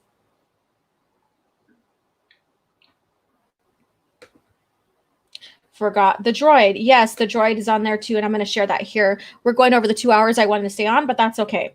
And again, I thank you guys for the support and helping the channel become monetized. You guys believing in me and watching my lore videos and stuff. I thank you so much. Again, I don't have enough words for gratitude. They're paying for pictures of my joystick. Yes. Tyler G, no underwear in Star Wars, right? Wasn't that some of the OT beginnings of behind the scenes? Yeah, they told they told Carrie not to wear anything under her outfit. Andre, can't wait until copy the Old Republic. I know, right? I always assumed everyone wore space speedos in Star Wars. Maybe, maybe not. Who knows? They probably did. I think I've seen some video pictures of like characters in boxers or what look like boxers. So, did you know that Star Wars actually has full nudity? Full nudity? Yeah. Explain to the chat. Jabba the Hutt. He's naked. Oh, goodness gracious. All right, AT88 and K2SO. Yes. I like Rogue One, but my first thought when I saw the trailer was, this is Dark Forces. Exactly. You're one of them not seen it too. Hey, Joshua. Right. Hello there, O.G.Starwars. It's your fan, Taco Cat. The legend Jan Ors has more character than an entirety of Jan Urso could have ever been. Or I restated that, but yeah. Critches, I saw the plot line of Rogue One and some character bios and realized how creatively broke Disney were going to be. So it was the point I knew I would not support Disney. Very interesting. Diego Luna was better praised in Narcos Mexico than in Rogue One. Okay, so we heard the rumors about having a Cassian Andor type spin-off shows for Disney Plus. Now, knowing that Rogue One basically is this Yeah, and we realigned. also know that Cassian Andor is never going to die because he dies in Rogue One. Exactly. And my point is coming to this. Do you think that in a sense they will take some of Kyle Katarn's backstory and use it? Don't know, I but know. because He's not a Force user though either, so that's the only difference between the two. yeah, well, to be fair, that is a big difference because Kyle Katarn's story continues Yeah. and gets big. But I think the Cassian Andor show is going to be completely reliant on member berries. And people go, oh, there's a Y wing in it, awesome. Mm-hmm. You know, oh, there's Boba Fett in the background, right? Yeah. Yeah, I agree. Let's see here, let me get. Oh, okay. I'm going to pull up the other image you shared with me. And I did save them on my phone and stuff because I'm using them as part of my video as well. But my phone's dead, and so I can't pull them up. So thank you, Stick, for sharing them with me again. So here we go. Here's the comparison here without any words. But, you know, this speaks, the image speaks louder than any kind of script or words can say. So we have Jan Urso on top, Jan Ors on top, Jan Urso on bottom, Kyle Katarn on top, Cassian on bottom, and then T88 versus K. 2SO on the bottom. Also, Kyle Katarn's outfit was completely ripped off by Filoni because that's the exact outfit that Kanan wears in Rebels. That's what I heard. And so people said, well, Kanan's more like Kyle. Not necessarily because he said, because I didn't hear the outfit, but I heard that because he used a blaster and a saber. And I was like, just because he used a blaster and saber doesn't mean that they're exactly the same. Because Luke uses a blaster and a saber as well. Yep. So any Jedi past, during the Purge and the coming of the Empire or the Dark Times, basically, any Force user or Jedi after that and going into Luke era of the part of the lore, they use blasters as well as lightsabers. So that.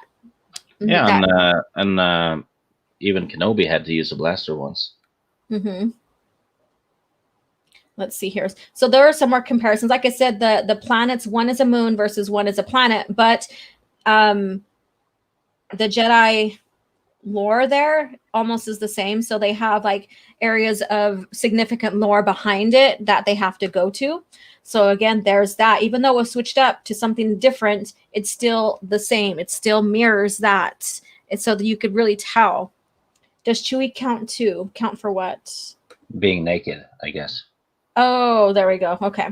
Jabba isn't the only one. The ETs are naked too when we saw them in the Senate. Correct. Yeah, it's full of nudity. Yeah. Okay. Even actually, Luke was kidnapped by a naked Wampa and taken to his cave. That's disturbing. Yeah. All right. So Padme was naked too. Oh, all the damn time. Or am I mixing up with the parodies again? I'm pretty sure the guys are like, what were you watching, Will? I want to see that. Oh, goodness. Vertical Horizons, I thought it was getting canceled. Like I said, rumors. The rumored. We hear things canceled, not canceled, on, off again, just like we heard with Kenobi. So until I actually see it, like the trailers to it, then, I'm just going to say, take it with a grain of salt and say rumored or whatever. Yeah, and if you think about it, Disney is bleeding money, right? Mm-hmm. So I don't think it would be wise of Disney to spend money on stuff to put on Disney Plus when they'll make a lot more money making movies that will generate money from the cinemas and tickets sold. Yeah. All right, so Latinos land. Big difference in performance for Diego. Narcos was in his native language, and Rogue One was in English, which Diego does have a challenge. I'm a huge Diego fan either way. Okay. Yeah, it's not a bad actor. No, he's not. And I'm not, like, again, okay, people always, a lot of times people can't dismiss the character from the actor. So I'm talking about the characters, not necessarily the actors. So I'm comparing and contrasting the characters, not the actors, or even the what do you call it, the models to the characters for, Yeah, stuff. the only ones getting criticized here are the writers. Yeah, the writers, and then comparing the characters and stuff. So there's a huge difference. Just like when I seen, Mark Anthony Austin get ridiculed by the cancel culture, and he was only talking about Jar Jar and not Ahmad Best. And so again, people can't separate the character from the actor, and I think it's a shame because we like, just as an artist, you could criticize my art. It doesn't mean you're criticizing me per se. You just may not like the kind of art, and it's not your style that I produce. So Yeah. I mean, it is what it is. And it's also, for the most part, constructive criticism. Yeah. Because I do believe both you and I mentioned several times that this is how they should have done it, or it would have worked better if they did that. Yeah, exactly. And so people can't really take this constructive criticism or talk in a very respectful manner about, the art of filmmaking, and that includes Disney, Star Wars, our Star Wars in general. Okay, and I see this, but I enjoy Rogue One. That's fine. And again, I'm just going to share and show why so many people like Rogue One. It is because of Dark Forces. Yeah. The credit should go towards Dark Forces in general. Yeah. And that's my thing. And I'm not trying to say don't like it, because I thought it was a fairly decent, okay movie. There's a lot of things I noticed. I'm like, oh, it doesn't tie well with the New Hope, especially towards the end. Yes, like if someone rewrites the Dracula book and then takes credit for creating it. Yeah. Right. Exactly. All right. So we're going to start winding down here. So we're coming up past 2 hours here, but I just wanted to cover this as well. So I want you guys to stay tuned. I will probably do a separate lore video from the compare and contrast, or I might add it all together, depending on the length. So maybe a lore video first, so people can kind of get an idea about Dark Forces. So when we get into the compare and contrast, then you'll have a better understanding. Okay, Critches. Yeah, Disney cast actors that were like what I had in mind for EU characters: Cassian, Jin, Kyle, Jan. Then onto the Star Wars with Ben and Ray, Jason and Jaina. Yeah. I mean, but I seen Ray more of a Luke 2.0 as a woman. She did, Ray reminds me a bit of the main character from the Twilight stories. Because she's a blank slate, which means the reader can insert themselves into that character, right? That's how it's written. So the character is supposed to be you in a way, which is why Ray she doesn't really have an arc, does she? She just shows up and events happen. Yeah. And it doesn't seem to affect her that much. Exactly. Which is a shame, because they actually had a very good actress. Oh yeah, and again, this is nothing against Daisy at all. This is just the character in itself, and I think people can't separate the actor from the character. So then they start calling people, well, since she's a woman, or because it's Daisy, or whatever, you guys are all sexist or whatever. And it's not even about that. It's just about how the character is written and presented to us. Well, you know what's fun though is that a while ago they said saying actress is sexist. You're supposed to call women an actor too. So okay. But then they separate the gender from the actor themselves. By, if you don't like this actor, it's a woman. Yeah. Right? Yeah. Yeah, they mix things up so much for what's going on just for the day, and it's so confusing. And I'm just tired of it. So Andre, make me wish they did what they did with Rogue One with the sequels and copy the EU instead of copying the originals, doing them worse. Correction, OG. I was commenting on Joshua Tico's answer. Oh, okay. Who are you, Ray? Ray mouth breather. Oh goodness, and that's a whole different story in itself that I'm not going to get into with the whole arc of the end, or with the rise of Skywalker and all that, and Rey, who Rey deems herself to be. Okay, Vertical Horizons. Rey is a baby from the test tube baby Palpatine. Razvin. Let's face it, Disney started this trend with Ben Solo in The Force Awakens, cousin Ben Skywalker plus Jason Solo. I was in the theater and first second hearing Ben Solo, I was like, oh shit, they mixed them. In a sense, I mean, they just named him Ben after Ben Kenobi. It's in the lore that she named him after Ben Kenobi, which in the original EU, it fit better for Luke and Mara to name their son after Ben. Yeah, it doesn't fit at all to have Han and Leia name their kid Ben. Just doesn't. Yeah, and the ensign, he's like, I have a bad feeling about this.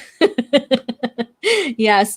All right, so we're going to end here. So stay tuned for my videos. We're going to talk about Jedi lore, but we're going past my time.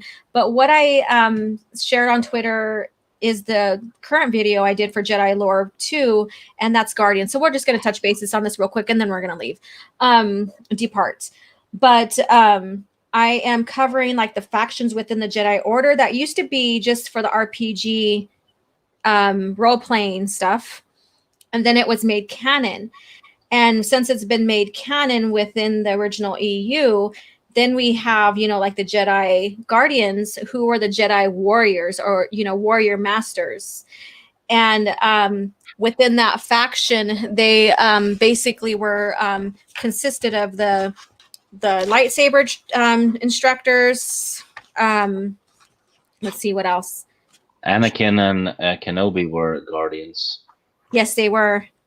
All right, so here we go. So since I can't, so Jedi Guardians basically were the ones that went out to the front lines to either settle disputes in peace, or if they had to resort to combat or fighting, they were prepared. And so Jedis did train to fight. Although fighting was one of their last resorts. And I had a huge debate with someone on this with Twitter, because they're saying, well, Jedi's never trained to fight. They always wanted to, end things peacefully, blah, blah, blah. And I'm like, I'm not disputing that. I'm just saying that they trained to fight. Yeah. So if they weren't trained to fight, why the hell do they have a lightsaber? It's a sword.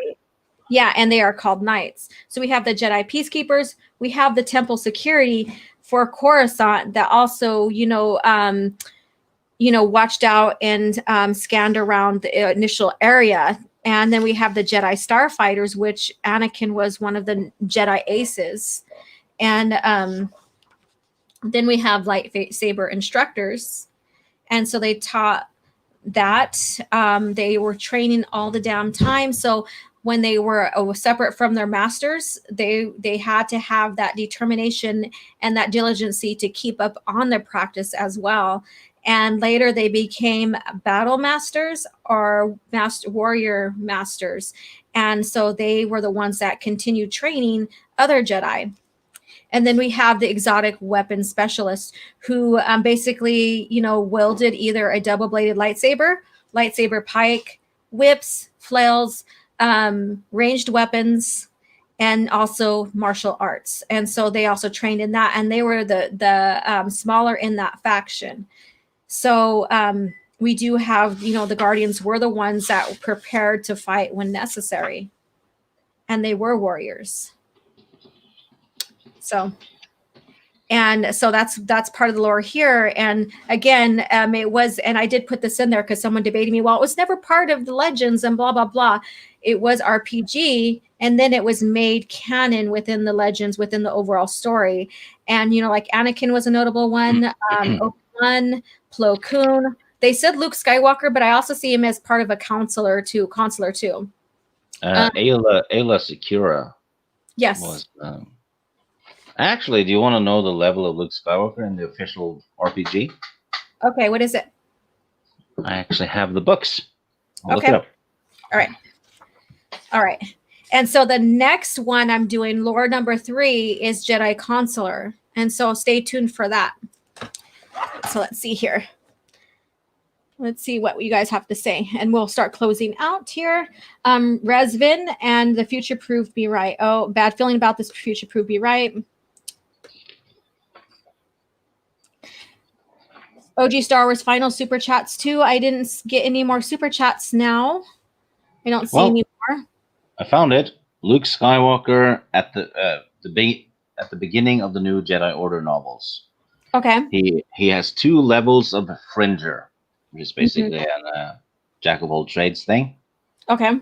Then he has 13 Jedi Guardian levels. Okay. And 3 Jedi Master levels. So he's level 18 out of 20. Oh, wow. Okay. Yeah, 20 is the maximum. Nice. All right, let's see here. Ray's power level's bigger. Yeah. So I just wanted to touch bases on just going over in quick the Jedi Guardian, and it is part of the original EU, and it's in Jedi versus Sith. It's also in the Jedi Path, which I'm looking at right now just for my notes so I can talk to you guys about this because I threw my note paper away when I made the video. Yeah. Oh, Luke, when New Jedi Order begins, is as powerful as Mace Windu was when he died. So, yeah. And okay, very good. And I love to see that that evolution of Luke and his powers and him as a Jedi going in as a Grandmaster after a New Jedi Order. The only 2 level 20 characters are Grandmaster. The only 2 level 20 characters are Palpatine and Yoda. Oh, really? Nice. Yep. I would think Anakin have been up there, but Anakin didn't reach his full potential to even be that. Yeah. So that's heartbreaking on its own. All right. So blue blades, guardians, green blades, consulars, yellow blades, sentinels, basically, but it didn't always happen that way. But yeah, significantly guardians carried blue blades, green blades, consulars, yellow blades, sentinels, but not in all instances. Purple blades were for Blade Masters. Laura, you had a super chat from Spartan Flash Jeremy. Oh, did I? I thought I read the one from him. Oh, let me see. Oh, yes, I see it right here. I'm sorry about that, darling. Oh, I almost forgot. Congrats on the monetization milestones as well. May you rake in mini Republic credits. Thank you so much. And that's a $5 super chat from Spartan Flash Century. Thank you so much again for reminding me. I didn't see that pass on by when I was reviewing some of the stuff. So yeah, thank you. For those of you in the chat, super chats are kind of easy to miss if the chat is moving. Mm-hmm. So if people on the panel are doing something, looking up something, the chat might scroll past the super chat very fast. Yeah. I see this all the time. Exactly. Yes. So thank you so much for bringing that to my attention. So again, stay tuned for Jedi Consular lore video as well. And I just thought it would be interesting to just break down the Jedi Order and what factions consisted in it and how Jedi trained and what they specialize in, because they're not just all just specifically Jedis and then progress to Jedi Masters. We have healers, which fall under consulars, and that will be given here soon. When I do that lore video on that. And we have like the starfighter pilots, which fall under guardians. We have the lightsaber trainer instructors that fall under guardians. And so, it just gives us an insight of how the order worked. And it even sort of in the new Jedi Order, not as privy as it was, or not as much as it was before the purge. So the order of the old kind of fell apart after the purge. So yeah. I think maybe you missed Critch's super chat too. Critch's? It's further up. Let me see. Critch's. Oh no, I got it. Because remember you guys were teasing me about the pounds and me being heathen? Oh yeah, sorry. Yeah. Yeah. So I didn't, so I didn't see Spartans, but thank you so much again. Let me see here. OG Stars, totally understand. Live chat is crazy when trying to run a stream. It is. And thank you so much again, JJ, aka our Mr. Sith Lord. Thank you. All right. And So sometimes the super chat stickers don't show.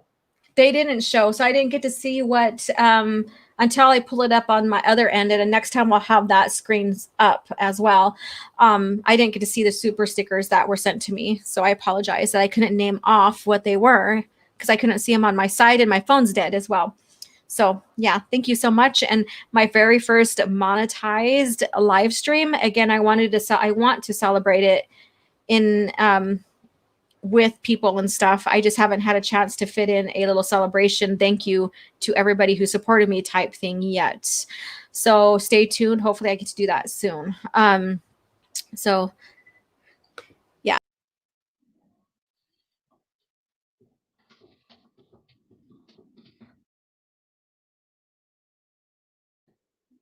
Well, she left me. I did. I left. I don't know what I did, but I just disappeared. So I vanished. So okay, blah. I could talk. Let's see here. Ready for time on the Jedi couch time with a counselor. Yes, that's funny.